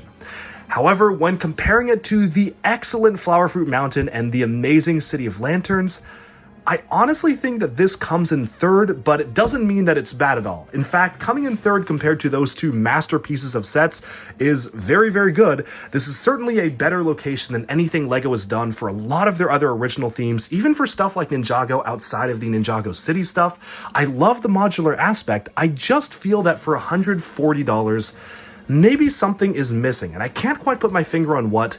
It is pretty flat up front, and I do love the modularity aspect. And don't get me wrong, this is a really, really good set, but it does kind of feel like it would be closer to $120, maybe $130, but definitely not $140, especially if you look at the City of Lanterns, which was a much larger build, had a whole roller coaster, monorail type track. That one was priced similarly to this, but it was also a lot larger, and while you can combine the two sets, this definitely doesn't feel like you're getting as much stuff as you were getting for the City of Lantern set in comparison. That being said, this is definitely a victim of Monkie Kid setting an incredibly high bar for playset sets. And if this is what's considered to be a quote-unquote average set for Monkie Kid, please bring on more of these. This is still better than a lot of other things that LEGO has done in recent history. Wonderfully detailed. I love the sculpting. I love the play features. Having so many different hidden transformation features is just so fun to actually play around with here. It is a very, very cool thing to be able to move around so many different aspects of the build and fully transform it. And overall, I am pretty pleased with the set. I just feel like for $140, it could have been a lot more. And where's our Mr. Tang figure? Alright, so right here we have set number 80045 Monkey King Ultra Mech. It will retail for $160 on January 1st, 2023, and will also retail for 140 euros and 120 British pounds, making the currency conversion actually pretty fair for a set like this. Now this is a direct successor to another set that actually came out a few years ago, set number 80012 Monkey King Warrior Mech, which retailed for around $10 less in the US, but also came with some buildings and side vehicles, which of course we will be taking a look at and doing a comparison at the end of this video. Now, I do want to say that while this set was sent to me by the LEGO Ambassador Network, thank you again so much for doing that, all the thoughts and opinions expressed in this review are my own. I certainly will not be holding back, and I think that will become evidently very, very clear because while this is a very good set, and I really do enjoy it and is one of my favorite mechs from the Monkie Kid line, I definitely think there's a lot of problems with it, and there's a lot of things that could be done a lot better in the way that it's presented. Especially because this is meant to be a successor to the original mech, the idea is that you would, well, build upon some of the shortcomings and fallbacks of that mech. But instead, they kind of just double down. There's a lot of very strange inclusions here in terms of the building techniques that just feel a little bit outdated, almost as if this set was, half of it was built a few years ago, and then they just kind of left it on this building table and came back and finished it with some newer parts. And that is the other thing. Aside from the new blade pieces right here, which you can see obviously these are new, as well as some of the weapon pieces for the minifigures, Basically, all of the pieces that are in the set are just existing parts, which is not a bad thing by any means. It's just kind of weird to open up a flagship set from a brand new year for LEGO where they typically introduce a few new pieces and just simply not see any. In fact, I don't really think there were really any recolors that were that notable in the set. Maybe the transparent red cockpit used for the detachable jet at the back, which we'll take a look at, but other than the minifigure stuff, there were no exclusive or new pieces for the year of 2023 that I was able to find in this set, which I thought was a little bit odd. It's not necessarily a bad thing, but it does kind of make the set feel like, again, part of it was built years ago and it is still using some older building techniques that are pretty much outdated now when it comes to LEGO Mechs, whereas the rest of it was maybe built more recently and introduced some of the newer pieces. I'll explain that a little bit clearer as we go on. So of course this set features 6 brand new minifigures, and I will be saving our look at the minifigures for the end of the review. The focus here is of course on the mech itself, so while the minifigures are very cool, many of them exclusive to the set so that we know of so far, I just kind of want to pull the focus just on the mech itself. So taking it off the rotating platform here, let's just take a look at what the set has to offer by itself. So this is, again, 160 US dollars. And pretty much the entire price of that goes just into the mech. Unlike many other Monkie Kid sets, which are kind of a double-edged sword here, it has no side builds. Now in the past, I have personally complained that a lot of times they will slap a massive price tag on a Monkie Kid set and just have it have one large build, but then a ton of other smaller stuff that I don't feel like we really needed. On the other side, though, it is really cool to get those smaller stuff, especially because a lot of times you can have different vehicles for the enemies, some civilian buildings, and I think the original Monkie Kid mech was the perfect example of this, coming with a mech as well as a pretty substantial side building to flesh out the background scenery, as well as a little miniature villain mech to oppose it, which I think was really charming. This, on the other hand, the entire price goes just into the mech itself, and while it certainly feels a little bit bulkier and more imposing than the original mech, I am very curious to see exactly how they stack up at the end of this video.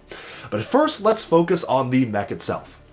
So this mech, as some people were able to actually see, does actually have a transformation feature.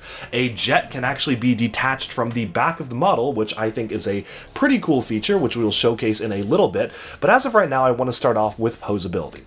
So posability is interesting because for the legs here, unlike many of the newer LEGO mechs, especially with Ninjago, this unfortunately doesn't have knees. And at the risk of sounding like a broken record, I think that LEGO proved that you can give super large mechs knees last year with the Samurai X mech.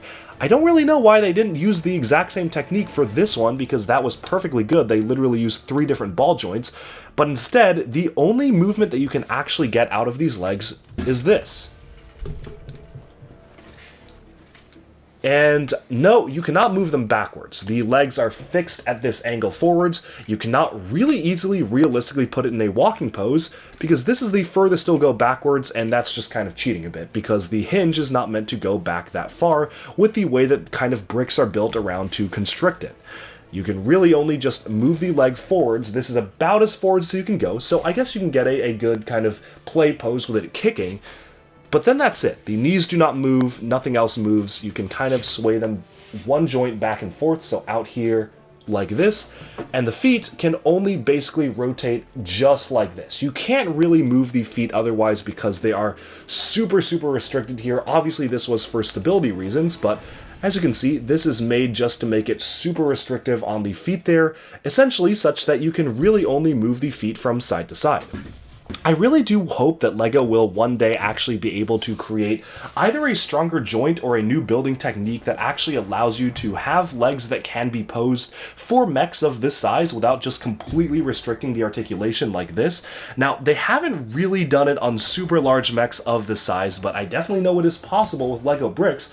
They've literally done it before with Bionicle Titans and the Hero Factory Witch Doctor, which had a really cool system of feet. Actually, if I want to demonstrate, I have a sample model here that's kind of the perfect way to do feet. If you just look at the feet on this model here, you can rotate it side by side. It's on 2 ball joints, but then you can also bring it back to forth on 2 ball joints, and those are with friction, so that actually adds quite a lot of articulation. And that's pretty perfect. I mean, this is a great amount of articulation, and I just wish that LEGO would apply some of those same techniques to this particular set. See, the thing is, they've actually done it before. They've done it on some of their other Bionicle and Hero Factory sets, so I'm not really sure what's holding them back in terms of the articulation here. All in all, because of that, this feels a little bit more like a statue rather than an actual playable model, because the moment that you want to even put it into one click forwards of a walking pose, that's just going to fall over because it's just simply not going to have the feet be standing on the ground. In fact, this pose right here, this one that you can see with it standing, is probably the only walking or motion pose you're going to get out of this. It really just has to be standing, both feet planted on the ground, and you can't really do anything else. I mean, I guess you can maybe bring the legs in like that. Oh, no, that's gonna cause problems. Okay, maybe you can bring the legs in a little bit, but for the most part, this is basically the only pose you're going to get out of this model. Which isn't a bad thing if you just want to have it for display, but I think that sometimes LEGO kind of struggles to find the balance between building a model for playability as well as display and just being a good toy. A good toy to me is something that you can actually put in poses and you can actually bend and move around the limbs. But by just using this as a statue, yes, it is very easy for kids to just plop down. You don't really need to pose it too much. Plop it down, it stands up, that's great.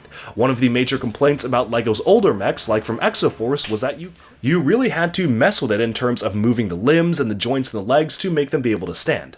And so LEGO course corrected by now making their mechs like this, where a lot of their mechs just kind of act like statues. But I feel like they course corrected just a little bit too much, and I kind of miss the old days when you could still move around all the limbs and legs, and I still think there is a good compromise to be had between them. Whereas definitely in the older days of Exoforce and older LEGO mechs, they were absolutely a little bit too flimsy, or actually a lot too flimsy. Pieces would fall off, they were really hard to pose because you could bend all the limbs in pretty much any angle you wanted, but that didn't mean that they were easy to actually plant on the ground, whereas this feels like they overcorrected way too much and they addressed the problem, and now I think there's time to find a good middle ground, and Ninjago has been doing that with some of their mechs, namely the Zane's Titan mech and the recent Nia Samurai X mech, but this just feels like a bit of a step back into older LEGO territory. And one of the big reasons for that is the way that the legs are set up, in that the legs specifically use the older style of click joint, which was actually kind of made obsolete by a brand new click joint that introduced just this year in 2022, that instead of using kind of this longer Technic beam for the joint itself, they instead introduced a brand new piece, which funnily enough, you can literally see on the arms. This is the brand new joint, which actually uses the same amount of ratchet motion, except it confines it to a much more compact space. And then this right here is the longer style of joint, which does kind of limit the leg articulation because, again, you can't actually move the legs backwards. This is the furthest back it's going to go. Now, some would argue, and some would probably be right, that this was an intentional choice, because LEGO was worried that it's kind of back heavy. If you turn it to the side, there is this really large thing sticking out of the back. Maybe LEGO was worried that because of this whole build construction right here with a jetpack and the detachable jet, then it would just topple over backwards too easily if they didn't use this older joint. I guess, maybe that's why. The joint is pretty strong though. The ratchet joint is very strong.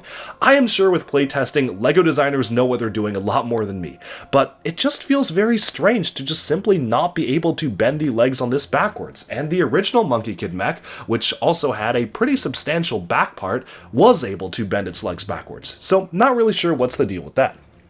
Now, enough about the legs, let's now move on to kind of the upper part of the body itself. So I'm actually going to remove the weapon here for the articulation demonstration. It is a good weapon to actually have this kind of large-scale staff here, but it definitely makes posability really cumbersome. Now, one thing that is a bit of a downgrade here is that unfortunately the staff kind of acts as just its own staff and isn't actually connected by anything in terms of connection points. You have these axles which kind of slot into the staff itself, but obviously that's not an actual connection, that just kind of sits there, and you really just have to grip it with the fingers and hope it will stay in, which oftentimes when I was playing with it and trying to get into poses just caused it to fall out of this hand here because the fingers would open due to the weight of the staff itself. The original Monkie Kid mech had a slightly less good looking staff because they had ball joint adapters in the middle here instead of the actual holes, but because of that they could attach it to ball joints in the hands itself, making it a lot easier for the weapon to be held. Then again, that being said, there are pros and cons because now the hands definitely look a lot more like hands without very obvious ball joints sticking out of it. So this is definitely a trade-off that I think some people will be okay with. I personally think it would have been just nicer and easier to be able to pose it a different way. Now, the articulation on the hands themselves are quite good in terms of the arms in general. You can bend it completely like this with the elbow here, so let me just kind of get this out. You can see you have the full range of motion right here for the elbow. The hand is surprisingly on a mixel joint, which does offer some problems, but also allows it to really be able to be moved around in a completely crazy way.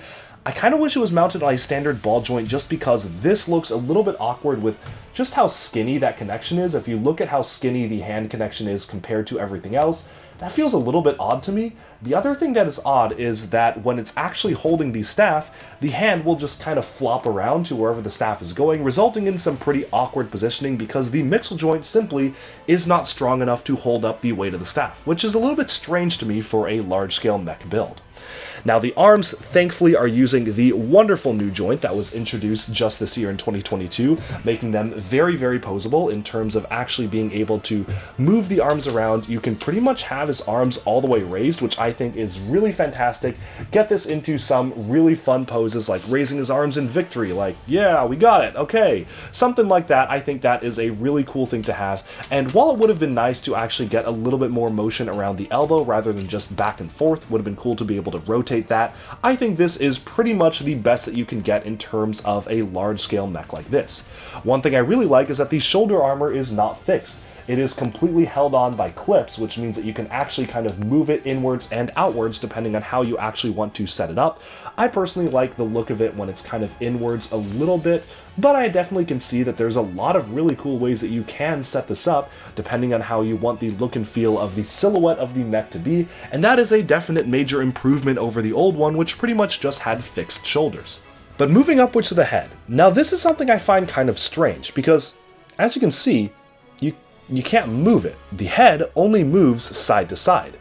Huh. That is quite odd to me, especially because it would have been really, really easy to mount it on a mixel ball joint. You can only move it side to side. You cannot move it up and down unless you want to open the entire cockpit. You can't move it, kind of tilt it like this. You can only make it look back and forth. Why? I don't actually understand that. That is a very strange thing to me. Head articulation is one of the best ways to kind of give a model character. You can have it looking over to the side if it had articulation, looking up, looking down, but instead it just moves side to side, which is kind of baffling, and I really don't know why. Oh, actually, I think I do know why. You see, the head actually integrates a cool function in it. You can press a button on the back of the head, this one here, to actually make the eyes light up. Now this is quite an interesting feature because obviously the light kind of originates from the center of the actual brick because there aren't two lights there, there's just one in the center. Now they did try to make up for it by actually printing the monkey mech eyes on a transparent yellow piece, which certainly helps a little bit, but then again, if you just look at it straight on, kind of like what I'm doing with the camera right now, it is very obvious there's just a little light in the center there, and some of the light does disperse the eyes, especially when it's kind of going on the side here. From the side, it looks all right. From the front, it just looks like a big old cylinder, kind of a single light just right down the center, which is a little odd. From the side, it looks okay though, and I appreciate the effort. One of the things I actually do like about the head is that a lot of times when LEGO tries to integrate a light brick like this, it ends up making the builds that they're built around feel very awkward in terms of just kind of not looking quite right, in terms of looking very blocky. But this head is actually really well done, and honestly, I wouldn't have even guessed there was a light brick hidden in there until I actually built it myself. That is a pretty good integration of the light brick, and I also think it's pretty cool how they actually have these vinyl pieces or kind of these metallic shiny elements on the top of the head here, which really just naturally curve backwards. That's a pretty cool look for the mech itself to have that be fully detailed. But because of this feature, I'm thinking that is exactly why LEGO did not mount the head on a ball joint and instead just has it on a swivel. Because kids, when they're pressing it on the back, oh no, you're going to make it look down, or they might accidentally knock the head off or make it look in the wrong direction. LEGO is very, very careful, and I think this is a perfect example of it. I think over careful in terms of making things playable for kids. In my opinion, if things were to maybe come off, it's alright because it's LEGO, you can just put them back on again. Obviously the legs really show that LEGO was kind of scared of this falling over for kids and kids not having a good play experience if it was falling over, so they really overcompensated and made it pretty much impossible to pose, but very easy to just plop down. And same goes for the head. Literally the only reason why I think that this is mounted on a swivel is because of this light up feature. Instead, because if it was on a ball joint, LEGO probably would have been worried that the head would be kind of hard for kids to be able to press that button. Maybe they would accidentally kind of push the head to be looking downwards if they pressed it.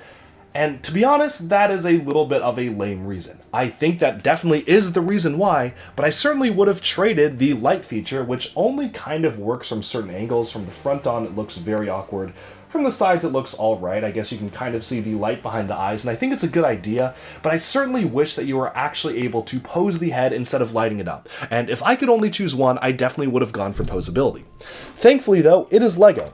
And as you can see, this is literally just attached by a set of Technic beams. Just put a pin to Mixel ball joint connector there, and replace this axle with a Mixel ball joint receiver. Done. That is very, very easy. You can just very easily actually give it articulation if you want.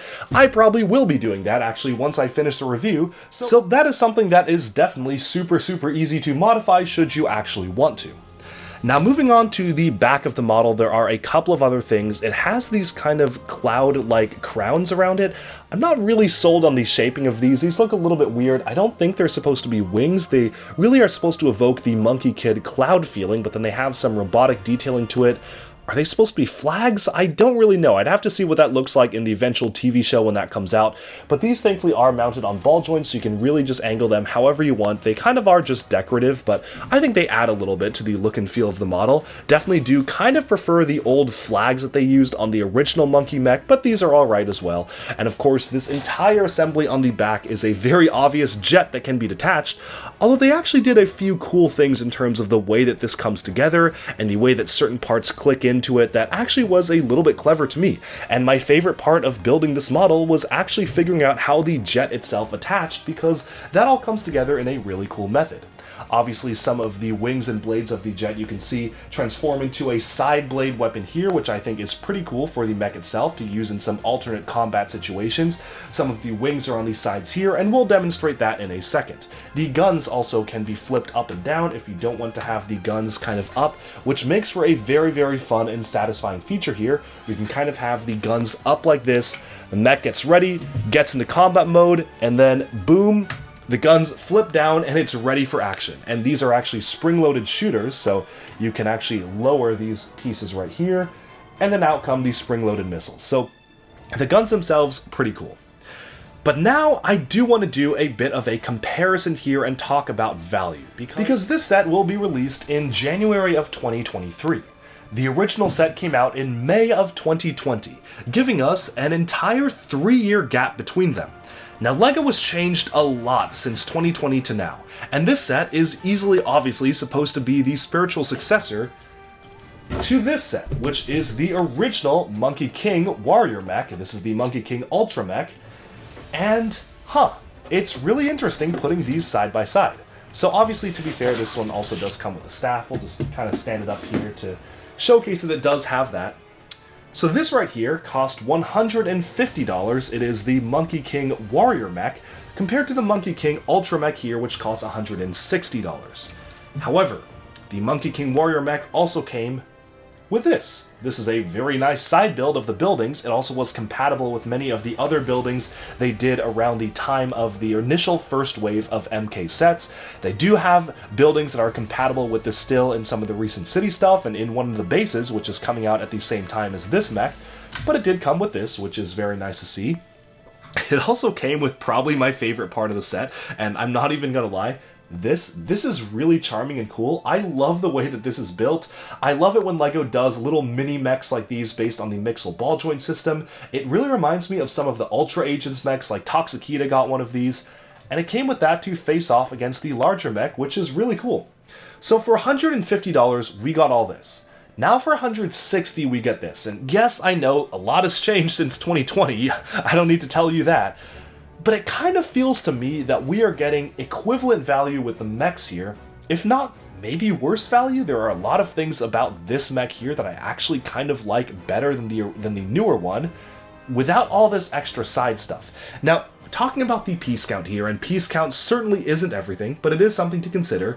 This set also came with 6 minifigures, so they are very aligned there, and it came with 1,629 pieces, whereas this one comes with 1,705. So this has about 30 more pieces than this, making them basically equivalent. And let's say, for example, if this came out today, this would also be 160 because yada yada, price increases, COVID, supply issues, you name it. I imagine that these two sets are essentially meant to be incredibly comparable in terms of the way that they're built. So setting aside the really great side builds, which are some of my favorite side builds of the sets, let's just look at the two mechs in comparison. Now, I haven't actually done a full review on this mech yet. I probably will do it at some point because it is a really good model. It doesn't have knee articulation, which is fine. I mean, that was kind of expected to that day. We weren't getting stuff like the Zane Titan mech or the Samurai mech then.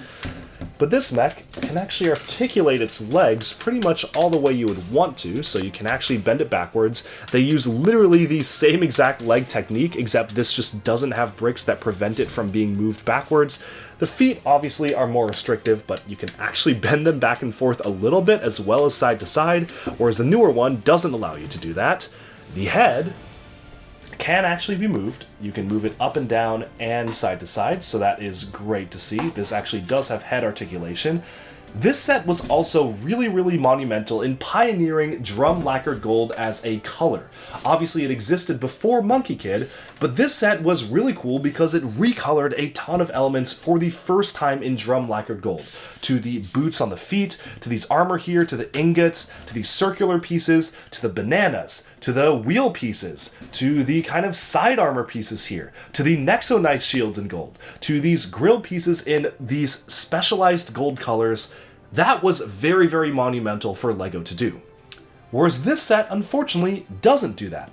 Any piece on the set that wasn't already a metallic kind of special drum lacquered gold color, which are these ones right here, these are pretty much the only ones just on the front of the mech, was just molded in pearl gold. Now, LEGO has actually explained this. It actually costs them the price of a brand new mold every time they want to recolor a piece in drum lacquered gold. The reason for this is because the drum lacquering process adds a very tiny little bit of extra thickness to the pieces themselves. So what they do is they actually remold every single piece in a slightly smaller, slightly more fine-tuned dimensions to allow it to actually be the same exact dimensions as the other colors of the piece when the drum lacquered is applied on. It's a very minute thing, but it's very important because that means that every single one of these pieces that is colored in the drum lacquered gold on the original set required a brand new mold. That is right. You would treat these as a brand new piece being introduced just for this set and series. So that was very cool and really did help this feel deluxe because literally every single gold piece on the set, aside from some of the stuff with the flags up here, was a new piece introduced in drum lacquered gold. From these pieces right here, to kind of the detailing on the front of the head, to all of the curves making it around, this was a really deluxe and fantastic set because it really does get across that very metallic color. This, on the other hand, does not introduce any of those pieces, so the budget wasn't spent on that, which makes me kind of wonder what exactly was the budget spent on. Because one other thing I do want to mention with this set itself is that this had a crazy, and I mean crazy, amount of stickers.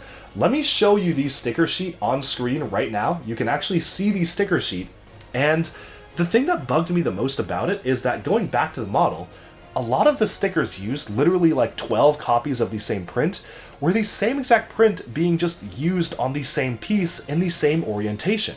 Specifically, these right here were used a ton of times around the hands, around the elbows, around some of the sides here, and of course a lot of the other stickers were just used the same way as well. There were 4 of the same stickers used for the fingers here, where you can see right here, those are the stickers.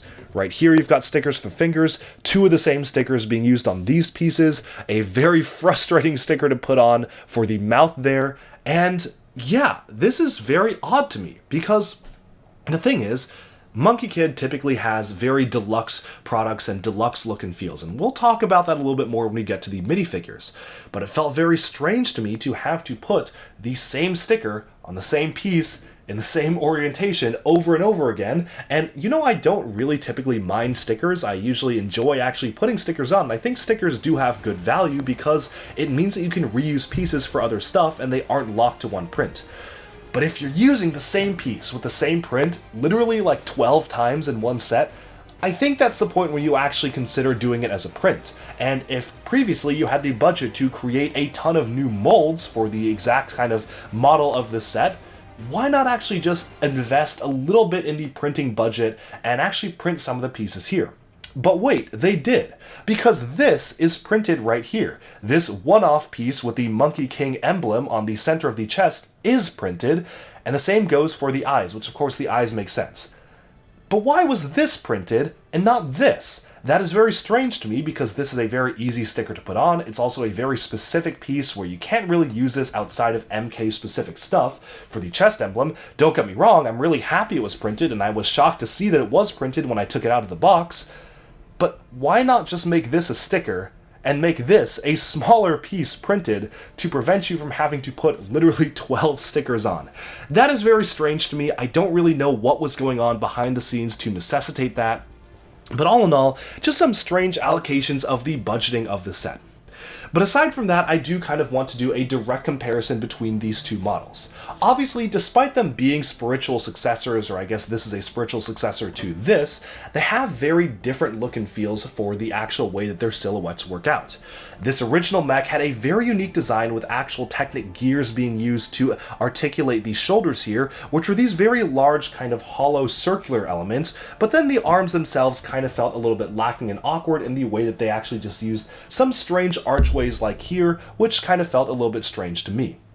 This set here actually goes all in on the fully armored up look. I really do like the inclusion of these brick-built kind of skirt pieces. These are very cool, especially in the drum lacquered gold.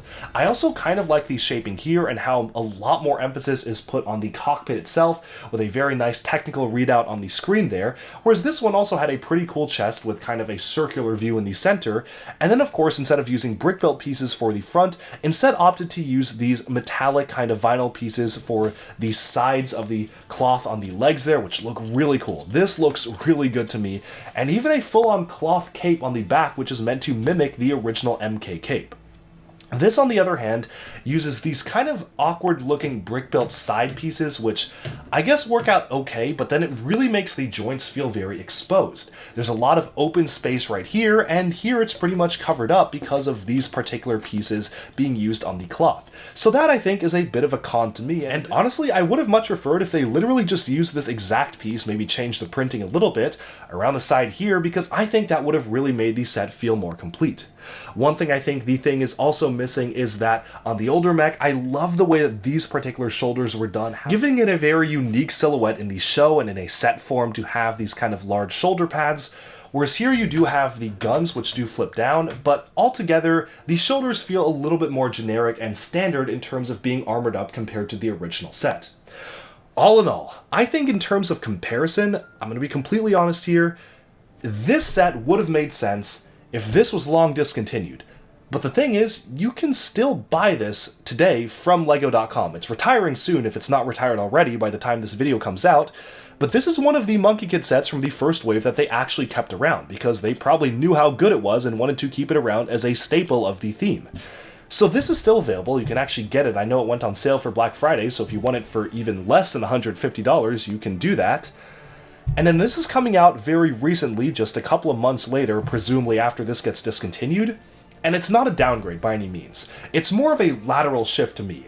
But for something to be done as a remake, essentially this is a remake of this set after 3 years, I really kind of was expecting slightly better building techniques and slightly improved detailing in terms of the way the set is set up.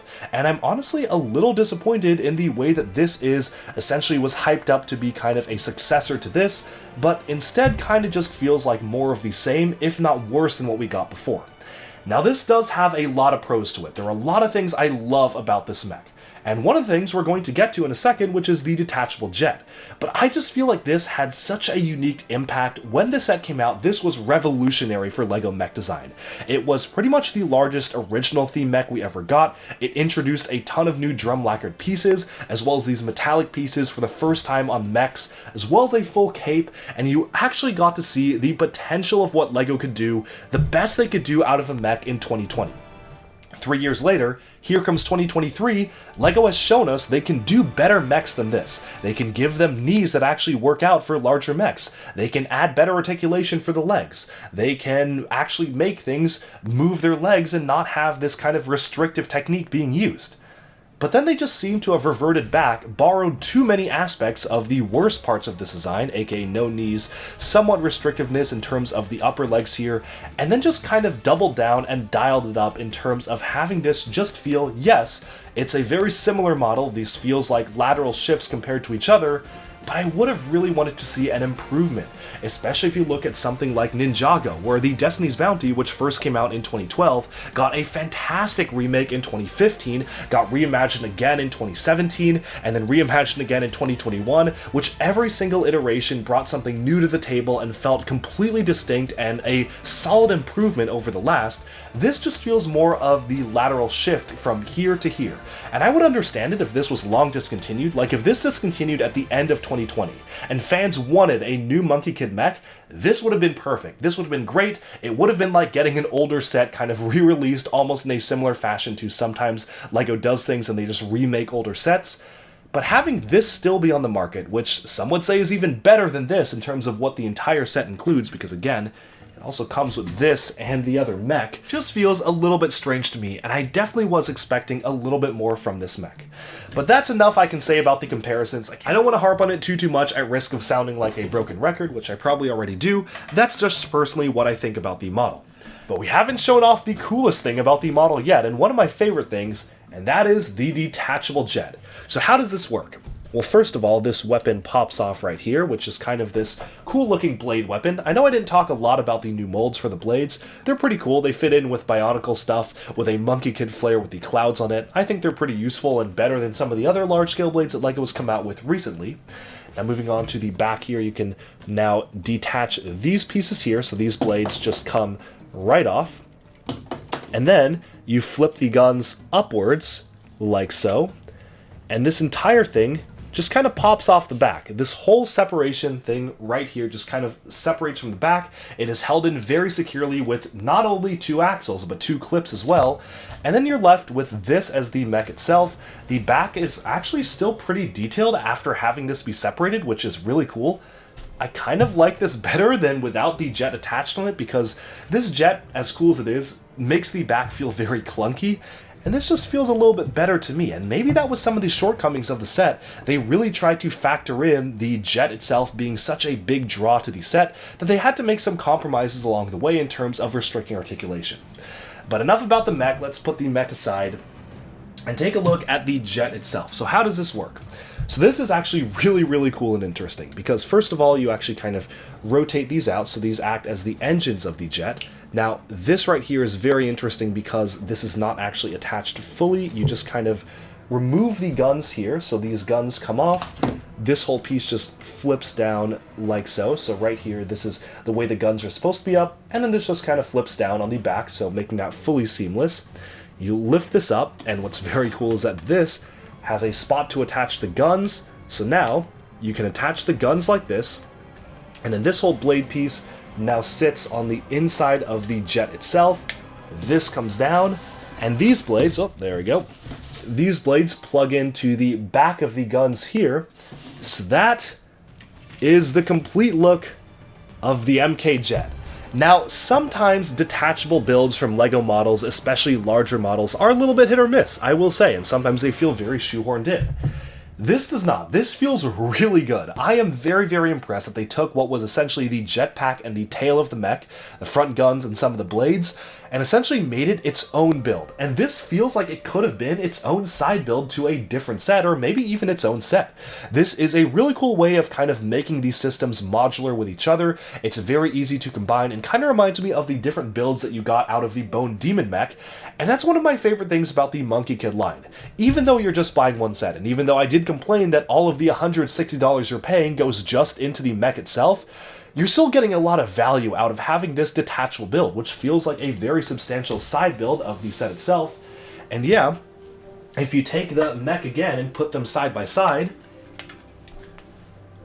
this is great. This feels completely whole and completely good on its own, just like this, kind of by itself. Honestly, some would maybe argue that it's better without the jet, and then this feels like a fantastic large-scale side build, which really feels like you're getting two things in one box. So that is something that I think is very, very cool about this mech. I hope that LEGO will do more stuff like this in other themes. We got something like it in Ninjago with the Ultra Combo mech, but this just takes it to a different level, and is easily my favorite thing about the set. Still not worth $160 though, in my opinion.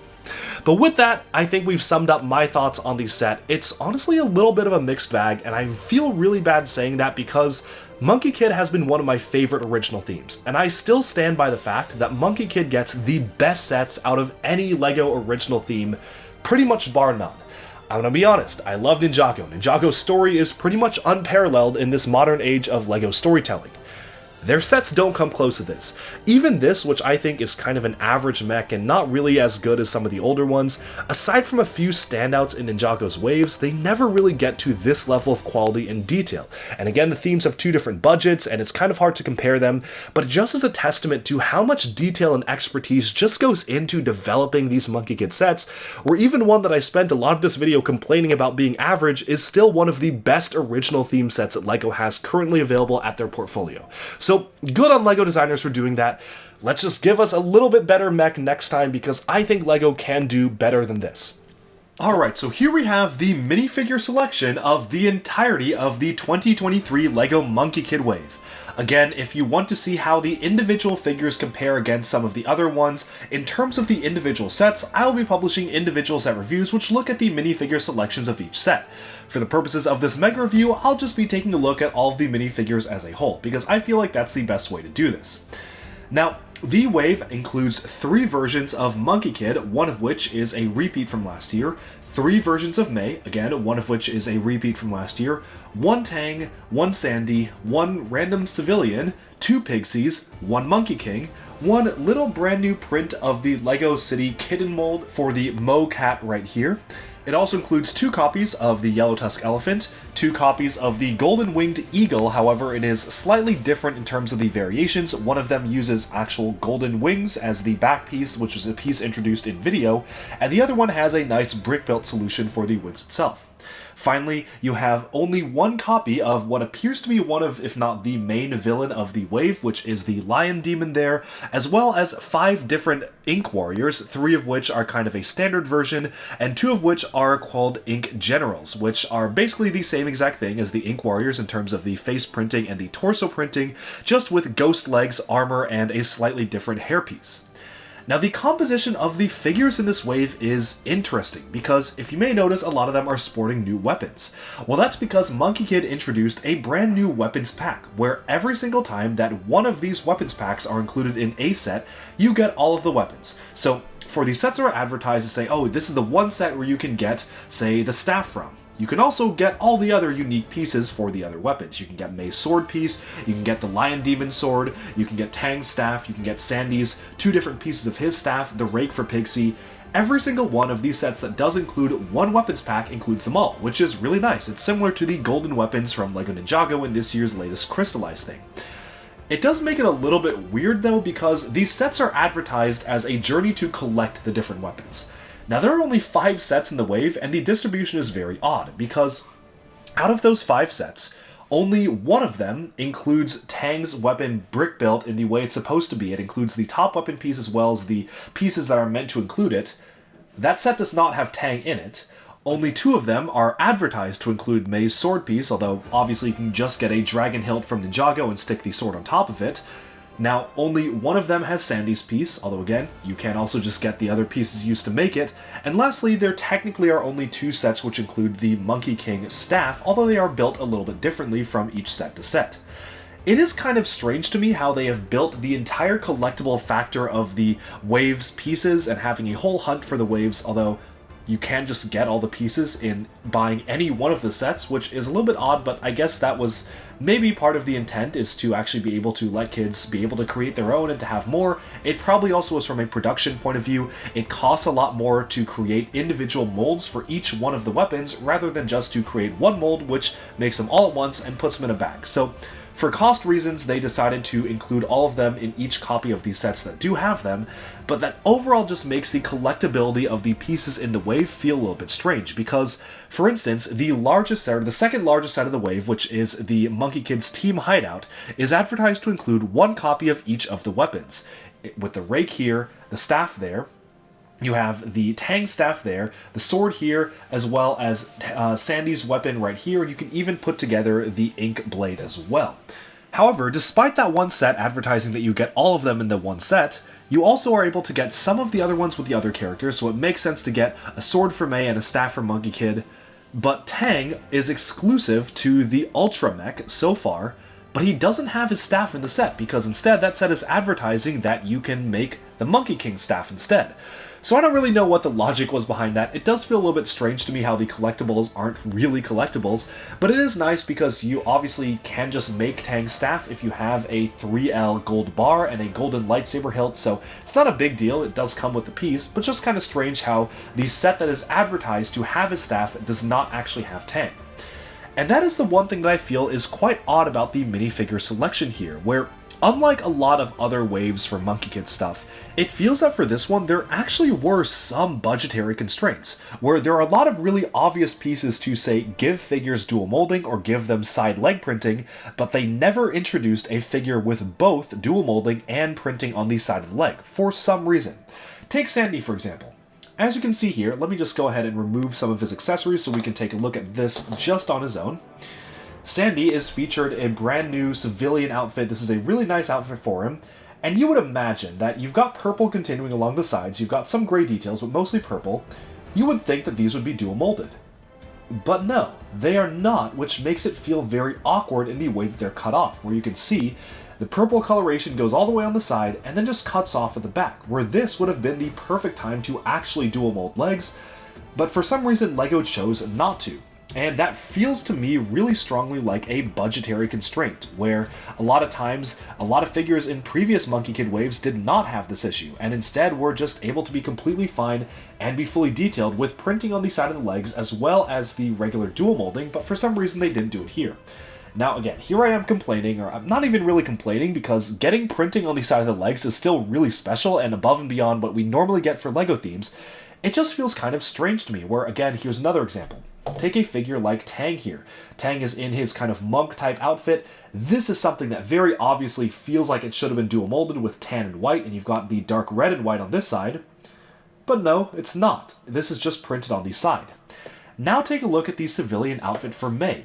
Now, as you can see here, she has a gold band that wraps around her legs, and it feels like it would make sense to actually have that gold continue on the side. But instead, the gold band here just cuts off, and her legs are dual molded, but they did not give us printing on the dual molded legs. And that is the same case for almost every single figure. Even the new civilian form of MK himself, you would think the white bands would continue along the side, and they just don't. They just cut off because his legs are dual molded. So if I had to guess, the way that LEGO designers were told to kind of put together the minifigs of this wave is that they said, okay, for budgetary reasons, you have a choice between either giving minifigures printing on the side of the legs, or you can give them dual molding. You cannot have both. Which leads to kind of awkward stuff like this. Like even Monkey King feels like he really should have had dual molding with the keyed orange or the flame yellowish orange on the side, but then doesn't. So that is something that I feel is a little bit odd to me in the way that the minifigures were designed. They're not bad figures by any means, they just are notably a little bit less detailed than they typically are for Monkey Kid sets, which is a little bit strange. Now that being said, I do really like the way that the new characters are done. It is cool to get specialized silver outfits which are kind of matching for MK and Mei here. I think it is a really good way of actually portraying that these are two characters on the same team. You have a predominantly white and silver outfit, but their primary colors are showing through. One thing I really like about this is that they each have little individual details which point to their characters. Mei has little armor pads up here which represent the dragons, while Monkey Kid has little clouds here, which make total sense because that's who they are. But then of course the outfits are pretty uniform throughout, and they were able to save some money by also having the same printing on the legs. Moving on to the back here, you also have the types of designs continuing. Monkey Kid has a more cloud-like design going down the middle. Mei has something that kind of resembles wings a little bit more, so I really like how subtle differences are used to show how the two characters have differences in between them and have different motifs to their designs. So that is something I really do appreciate. I also really like how we actually were able to get different civilian versions of all of the characters for this wave. Like Pigsy, for example, he has a completely different outfit with dark blue mid-legs with printing that's kind of a more blue design, which again is a civilian outfit. Sandy also has his civilian minifigure outfit, although it's a shame that we probably won't see him as a big fig again, because it would have been cool to get the big fig in these colors. Moving on to Tang, this is a more kind of regal outfit for him, which is a really nice one. And again, one thing that the Wave does a really good job of is making the characters feel a lot more like their actual Journey to the West counterparts, where some of the previous designs were kind of modernized and they were made to look a little bit more in today's world. This really brings the designs back to, again, how the characters would have looked like in the classic Chinese fables, which makes sense because, again, here you can see Tang is getting a specialized new headpiece to specifically represent this particular kind of shaping of the crown here, which I think is a really cool way of doing things. And even the civilian outfit for Mei and some of the other characters like Monkey Kid's civilian outfit do look really good as well. So on the heroes, I really do like a lot of the outfits here. Moving on to the villains, again, these are really cool looking villains, and I'll talk about these a lot more in my individual minifigure reviews. I think one of my favorites is, actually, it's hard to say. I think one of my favorites is honestly the yellow Tusk elephant, just because of how wacky and fun of a concept it is. They're doing something which was proposed as part of the way that LEGO Legends of Chima minifigures would have been done back in the day, but they chose not to do it, which was actually having the heads be the predominant focus of the minifigure. So you've got, this is what it looks like under the head. That's a really funny facial expression. And then you just kind of have something that sits in between the neck, which I think is a pretty good way of doing it. I really do like that in terms of depicting these particular minifigures. It wouldn't have really worked for Chima because of the variety of animals, but for one elephant and for one eagle, I think this works pretty well. And the same you can see for this golden winged eagle here, kind of like a vulture-like mask he has, which is very interesting. And again, this is super reminiscent of the kind of piece they were actually considering giving us for Legends of Chima. So that's kind of funny how they revisited that old concept.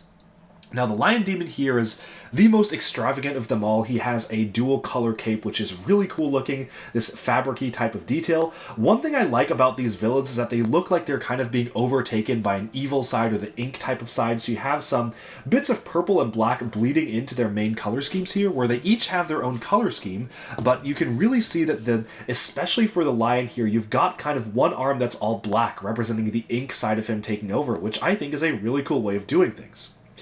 Lastly, the villains, or the kind of standard villains themselves, are okay. They're a little bit more interesting than the macaque shadow monkeys in my opinion, so they are cool to get.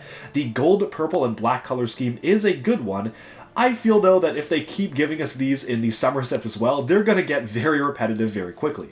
Nice designs, but nothing super special here. They will make a good army, though, but I definitely do like, I believe the older style of villains, like the spider villains, or even some of the stuff we got for the early bull demons, were maybe just a little bit more interesting than these are, which are mostly just kind of ghost-like black-colored minions, but I think they serve their purpose okay, and as long as we don't get too many of them in a ton of different sets, it's probably going to be fine.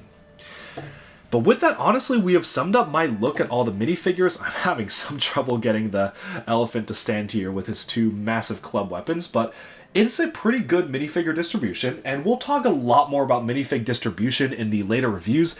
The only thing that really stands out to me as being very strange is that the Ultra, or the Hideout for the Monkey Kids team Hideout includes the entire team, MK, Mei, Sandy, Pigsy, but not Tang, even though it is advertised to be the only set that actually includes the pieces to make his weapon. That's really weird to me, and instead it includes a random civilian who, I guess it's good to get more civilians, but I don't know why we got this and not this in that set. It would have been, I believe, a lot better to just save the budget, not giving us another print on a new minifigure, just giving us another copy of Tang to put in that set to make the team fully complete so they can all wield their weapons as advertised and call it good from there. But, you know, for the most part, the minifigure selection is alright. Weird to get some duplicates from older waves, but this one's really nice, so I'll give that one a pass. With that, I think it's now time to move on to my concluding thoughts on the wave as a whole. Alright, so with each individual set and all the minifigures summed up, it's time to give my thoughts on the wave as a whole. First of all, to be completely honest, I think one of my favorite sets of the wave, if not my favorite, is actually this one, which is the smallest one. And obviously I talked a lot more about it in my review, but 80040 Monkie Kid's Combi Mech is at an amazing price point. $20 for a really substantial mech, which is pretty large, that comes with 2 different minifigures, is a really good one. Obviously, it's helped by the fact that it comes with basically one of my favorite minifigures of the previous wave, so that one will never get old. I'm glad they actually were including him in a cheaper set, complete with arm printing, a villain as well, some side stuff, but obviously the main focus is the mech. Now, this is just so good to me in the way that it's constructed. I love the knee construction using these dual ratchet joints. It works really well. This is so satisfying to play with and to get into fun poses, and LEGO has finally made a posable mech at a small size that doesn't either rely just overly on mixel joints, which are a little bit too skinny, or not have leg articulation and rely on the core building system instead. This is a really good substitute for the way that I think small mechs should be made, and I really do hope that LEGO will do more stuff like this, because this is a really good model. Comes with 2 different weapons, you can kind of mix and match them and switch them from here and there and just do all sorts of stuff that are unique with posing and playing around with the mech in general, and all in all, this is a really good offering to the Monkie Kid theme. I think that this particular type of mech, in the style that it's done in, is one of the best small-scale mechs that LEGO's ever done. It's posable, it's fun, and it does come with some excellent minifigures, making it one of my favorites in the entire wave. May's Dragon Jet is just alright. I honestly probably wouldn't have been the biggest fan of it because it doesn't really capture the shaping of the horse or whatnot that we have seen in our other jets. However, the combination feature, which allows you to actually combine these 2 sets, is amazing, and that really does save the build for me. I think that one really made this feel a lot more special than I initially probably would have thought, just because this is a very cool feature to have for a jet like this, and it's so simple as well. All you have to do is really just kind of clip it onto the back there. This whole piece goes above it, and of course you have the teal belt, which does help with the color scheme a little bit. You've got this kind of, I don't know, a jet on the back, which does fold outwards, so I guess you've got this piece back here, and then obviously this whole thing just kind of sits as is, and it acts as a jetpack for the build itself, which I think is very, very cool, and I'm a big fan of the way that this entire thing turned out. So overall, I think that the ability to combine these 2 $20 sets is a really good one. I love the fact that they did it. It really reminds me of some of the stuff LEGO was doing with Exoforce and some other crazy stuff like that, where you really get a whole variety of different types of builds and stuff to play with. That one actually came with 3 figures, so you have a little bit more to play with, as well as a little bit of a battle scene. So overall, I think that that was a very, very good addition to the Monkie Kid lineup. Now moving onwards to some of the other larger sets, to be honest, I think a lot of them are just okay. I mean, sure, they're still very good, and especially compared to a lot of LEGO's other original themes, these are fantastic, but I definitely do feel that maybe just a little bit was missing from some of them. My favorite build out of the larger sets is probably going to be the white Tusk elephant. This is a really fun one to play with, and that trunk having no friction in it is so satisfying to kind of flip around. It's very fun to play around with the tusks like that. However, the $80 price point, in my opinion, does drag this down a little bit, because it definitely feels to me that this should have been maybe a $70 set, definitely not $80, I don't know, $80 just seems a little bit high, but again, it is kind of par for the course with a lot of LEGO's offerings in recent history, especially in the past few months. With the price increases and all that, this was obviously maybe something that could have been designed to be $70, and they raised it by $10 after the price increases. I would maybe wait for a sale on this, but it is very cool to get this large brick-built style of LEGO elephant. It is unlike anything LEGO has done before. The closest alternative is the Chima Mammoth Stomper, but then again, that was basically an AT-AT build that was disguised as a mammoth. This really does feel like it has its own unique body shape. I love the usage of this piece as well on the underside. That is something that is very, very fun. But then moving on to the two larger sets, I think that obviously I talked about this in the comparison earlier in the video and in my individual reviews, but this particular mech, the Ultra Mech, is a good mech. It is really good for Monkie Kid, it's really fun to play with, but it definitely does feel to me that maybe there was a little bit missing from making it that much better or an upgrade compared to the original one. For instance, this doesn't really take advantage of some of the newer building techniques that were introduced in some of the more modern mechs, like the Ninjago mechs introduced really good knee articulation and proved you could do it on a mech of this size. It also doesn't really take full advantage of the actual new ratchet joint pieces, which was very, very odd to me how it's still using that older technique for the upper legs here. And all in all, this is a fun set, but it definitely does have a lot of flaws. And I don't know if the flaws certainly outweigh the parts that are good about it, especially because you still have an alternative on the market, which is $10 cheaper, comes with a side building, a mini side mech, and a whole lot of characters, essentially the same amount of characters, but you do get some civilians as well. This does have the added benefit of having the jet which detaches, which is a good thing. I think that is a really cool thing that this does have, so we can kind of do that right now, but I don't know if the jet was worth the increased price, and especially some compromises made along the way to be able to integrate this in. I don't necessarily know if those were really worth it.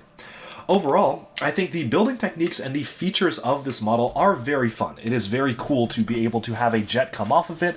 It does look good and work well as a standalone mech in and of itself, but it does feel like maybe they could have gone even more and even bigger with this mech. They could have made it something really special, but instead it just feels like kind of a slightly inferior remake of a set that isn't even discontinued at this point. I believe it's being discontinued at the end of this year, at the end of January, or sorry, the end of December, but you can still get the, in my opinion, superior version of this model for $10 cheaper, which does come with more stuff. Having a jet is very nice, because a jet is really cool to be able to play around with and swoosh. There are also a lot of other Monkie Kid vehicles and jets, and this isn't necessarily super special, and I certainly would refer to, say, a side civilian building, because that was really cool and does actually combine with a lot of the other buildings. Again, nice to have the jet, but I don't know if we really needed it, and obviously a lot of parts went into making the jet and making the transformation and splitting function work, which I don't know is necessarily worth it. And finally, clearing all this stuff out of the way, taking a look at the Hideout back there. The Hideout is interesting, because I definitely feel that the Hideout is easily one of the best location-based sets we've gotten from Monkie Kid. However, all of the other ones are so good that it ends up feeling like it could have been even a little bit better. Obviously, as I talked about in my review, it is amazing. The way that you can actually move around each module, the way that each and every bit of this is completely modular. So every single part of it can be moved around. That is wonderful to me. I absolutely love the fact that you can do this, and I love the fact that you can combine it with the previous City of Lantern set. You can combine it with the other building that came with the Warrior Mech. You can really just mix and match this and do what you want with that particular structure. It does, however, feel, though, that for, I believe that is $140, that is pretty steep for what you get here, and I definitely feel that maybe it could have been just a little bit cheaper for what you get. Comparing this to some of the other large-scale buildings from LEGO Monkie Kid. In fact, if we go back in time a little bit and take a look at some of the other buildings, we've gotten a lot more for similar prices. So the Heavenly Realm set was $190, but that came with a ton more than this. The City of Lanterns was $160, so indeed, they are still a little bit more expensive, but they honestly feel that for the $20 more difference from this going to the City of Lanterns, that is a big, big difference to me. And even when you go back to stuff like the Flower Fruit Mountain, which was $170, that is a lot larger and more expansive than this, and I feel like honestly, this is one of the weird times where I wish that they increased the price of something. I wish they gave this the budget of an $160 set and just made it bigger and beefier and had more stuff to do with it, because it's a good concept. I just am left wanting a little bit more. And to be completely honest, I think what would have been perfect is if they literally just swapped the price points of these two models, the mech and the base. I believe that they could have done a really good mech, maybe even just taken out the jet, or taken out some parts of the jet or not made it as big, but they could have done a really good large-scale mech set that was actually cheaper than the previous one, which would be a lot better because then I wouldn't be as harsh on it, maybe not being quite as good or maybe not having so many side builds, because if it was cheaper, if this was $140, that is an improvement over the previous one. Versus this, which if this was at the $160 price point rather than the $140, I feel like they could have just done more, and maybe maybe that's because I've always been a big fan of location-based sets. I believe location-based sets are some of the best that LEGO has to offer, and they're always really interesting, so maybe I'm a little biased here when I'm saying I wish that the price points were switched, but I do legitimately feel like that would have been a little bit better in terms of the composition of just the wave as a whole. I definitely feel like having the large location set be the flagship makes a little bit more sense than having this kind of mech and jet combo being the main flagship build. That being said though, this is another very, very solid wave for Monkie Kid, which, again, continues to be probably the best original theme LEGO is doing nowadays in terms of these set designs. The cartoon is also fantastic. The animation is wonderful. Hasn't quite reached the quality of, say, some of the better seasons of Ninjago, but it's getting there. I mean, it definitely has a lot of really interesting and fun stuff that you can see with it and ideals, and these sets are just phenomenal. I mean, these are easily better than a lot of the other original theme LEGO sets. It's just that Monkie Kid has set such a high precedent for the quality of their sets, and they've been so impressive so far that it leaves me demanding more and actually wanting more from the designs and expecting more, which is a good thing because it shows that LEGO has proven to us, to consumers, to buyers of the products, that they can make the perfect high quality sets unlike anything you've ever seen from LEGO, almost like LEGO movie quality sets, which is what we've seen from previous lines. This is still close. This is still very, very good. It just feels to me that maybe they could have done a little bit more in terms of making things a little bit more affordable in this space, maybe reshuffling some price points to make things make more sense, like having a slightly cheaper mech and a slightly more expensive base. But this is good. This is doing fantastically. I love the fact that MK is doing $20 sets. Wonderful, wonderful, wonderful how they also integrate with each other. That is a very, very fun thing to see. And overall, this basically sums up my review of the entire Monkie Kid wave. So let me know down in the comments below, what do you think of this? I do find it a little bit strange how this is probably the smallest wave we've gotten in a long time. I am hoping that this means that they're going to have maybe a better distribution of more sets in the summer, because previously we would get, say, a ton of Monkie Kid sets in January, and then we would get like 3 in the summer, and that was it. So maybe they're trying to balance it out and do 5 and 5 instead of like 8 and 3 or 7 and 3 or something like that. So definitely want to wait and see. I really hope that the villains get more focus in the future stuff. MK usually is pretty good at giving us random, cool villain-style builds. Obviously, the predominant focus of this wave is on the heroes. You have literally 2 Monkie Kid mechs, a big jet, which comes with a mech, and you basically have 1 villain vehicle. I don't even know if I'd count this as a vehicle. And then 1 kind of Monkie Kid base. I really wish that there was a little bit more variety in what was offered, but understandably, if you have 5 sets, and 2 of those sets are really small, you want the 2 small sets to either combine or work with each other. So it was either going to be a hero set and a villain set, but they decided to do 2 hero sets that combine, so that makes sense. And then what do? You want the most expensive sets to be focused on the heroes because those sell the best, so it makes total sense that they made the most expensive sets, the large base and the mech, and then had the next most expensive set, the third one, be a villain vehicle, which is wonderful. I love the way this is built. I just am left wanting more from the theme, more from these villains, and hopefully they'll deliver on that in the summer wave. So I guess I'll see you then. I hope you've enjoyed this mega review of all of the 2023 LEGO Monkie Kid sets. And again, big thank you to the LEGO Ambassador Network for sending me these sets to review for free. Although, obviously, as you can see, that absolutely did not affect my perception of them.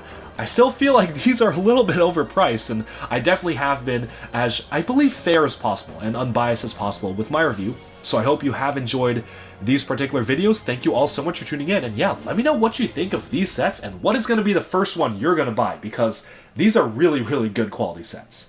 Alright, and with that, we have summed up our look at the 5-set wave for January 1st, 2023 LEGO Monkie Kid. Now, let me know down in the comments below, what do you think of these sets? Do you like them? Do you dislike them? Which ones do you think are the best value? That is really what I'm curious to hear from all of you. Which set is valued the best, especially because we recently did a comparison between the Ultra Mech and the Warrior Mech from 2020. Where do you think that value lies in terms of getting a newer version of the mech? And what do you think of the new offerings for the MK wave, such as the yellow Tusk elephant, which is probably the most innovative new offering we've gotten? Now, for me, in terms of the makeup of the wave, I certainly would have loved to see a little bit more emphasis on the villains. Monkey Kid is usually pretty good at giving us some of the best villain sets we've ever gotten, like the massive Bone Demon Mech, and of course we've gotten a whole lot of other stuff as well, but typically for this wave, it seems like most of it was focused on Monkey Kid and his team. You have 2 Monkey Kid mechs, a Mech Jet, a Monkey Kid Hideout, and 1 villain set, which does feel a little bit imbalanced to me. It is something that Ninjago is doing as well, where Ninjago will give us a ton of hero stuff and then only a few villain stuff.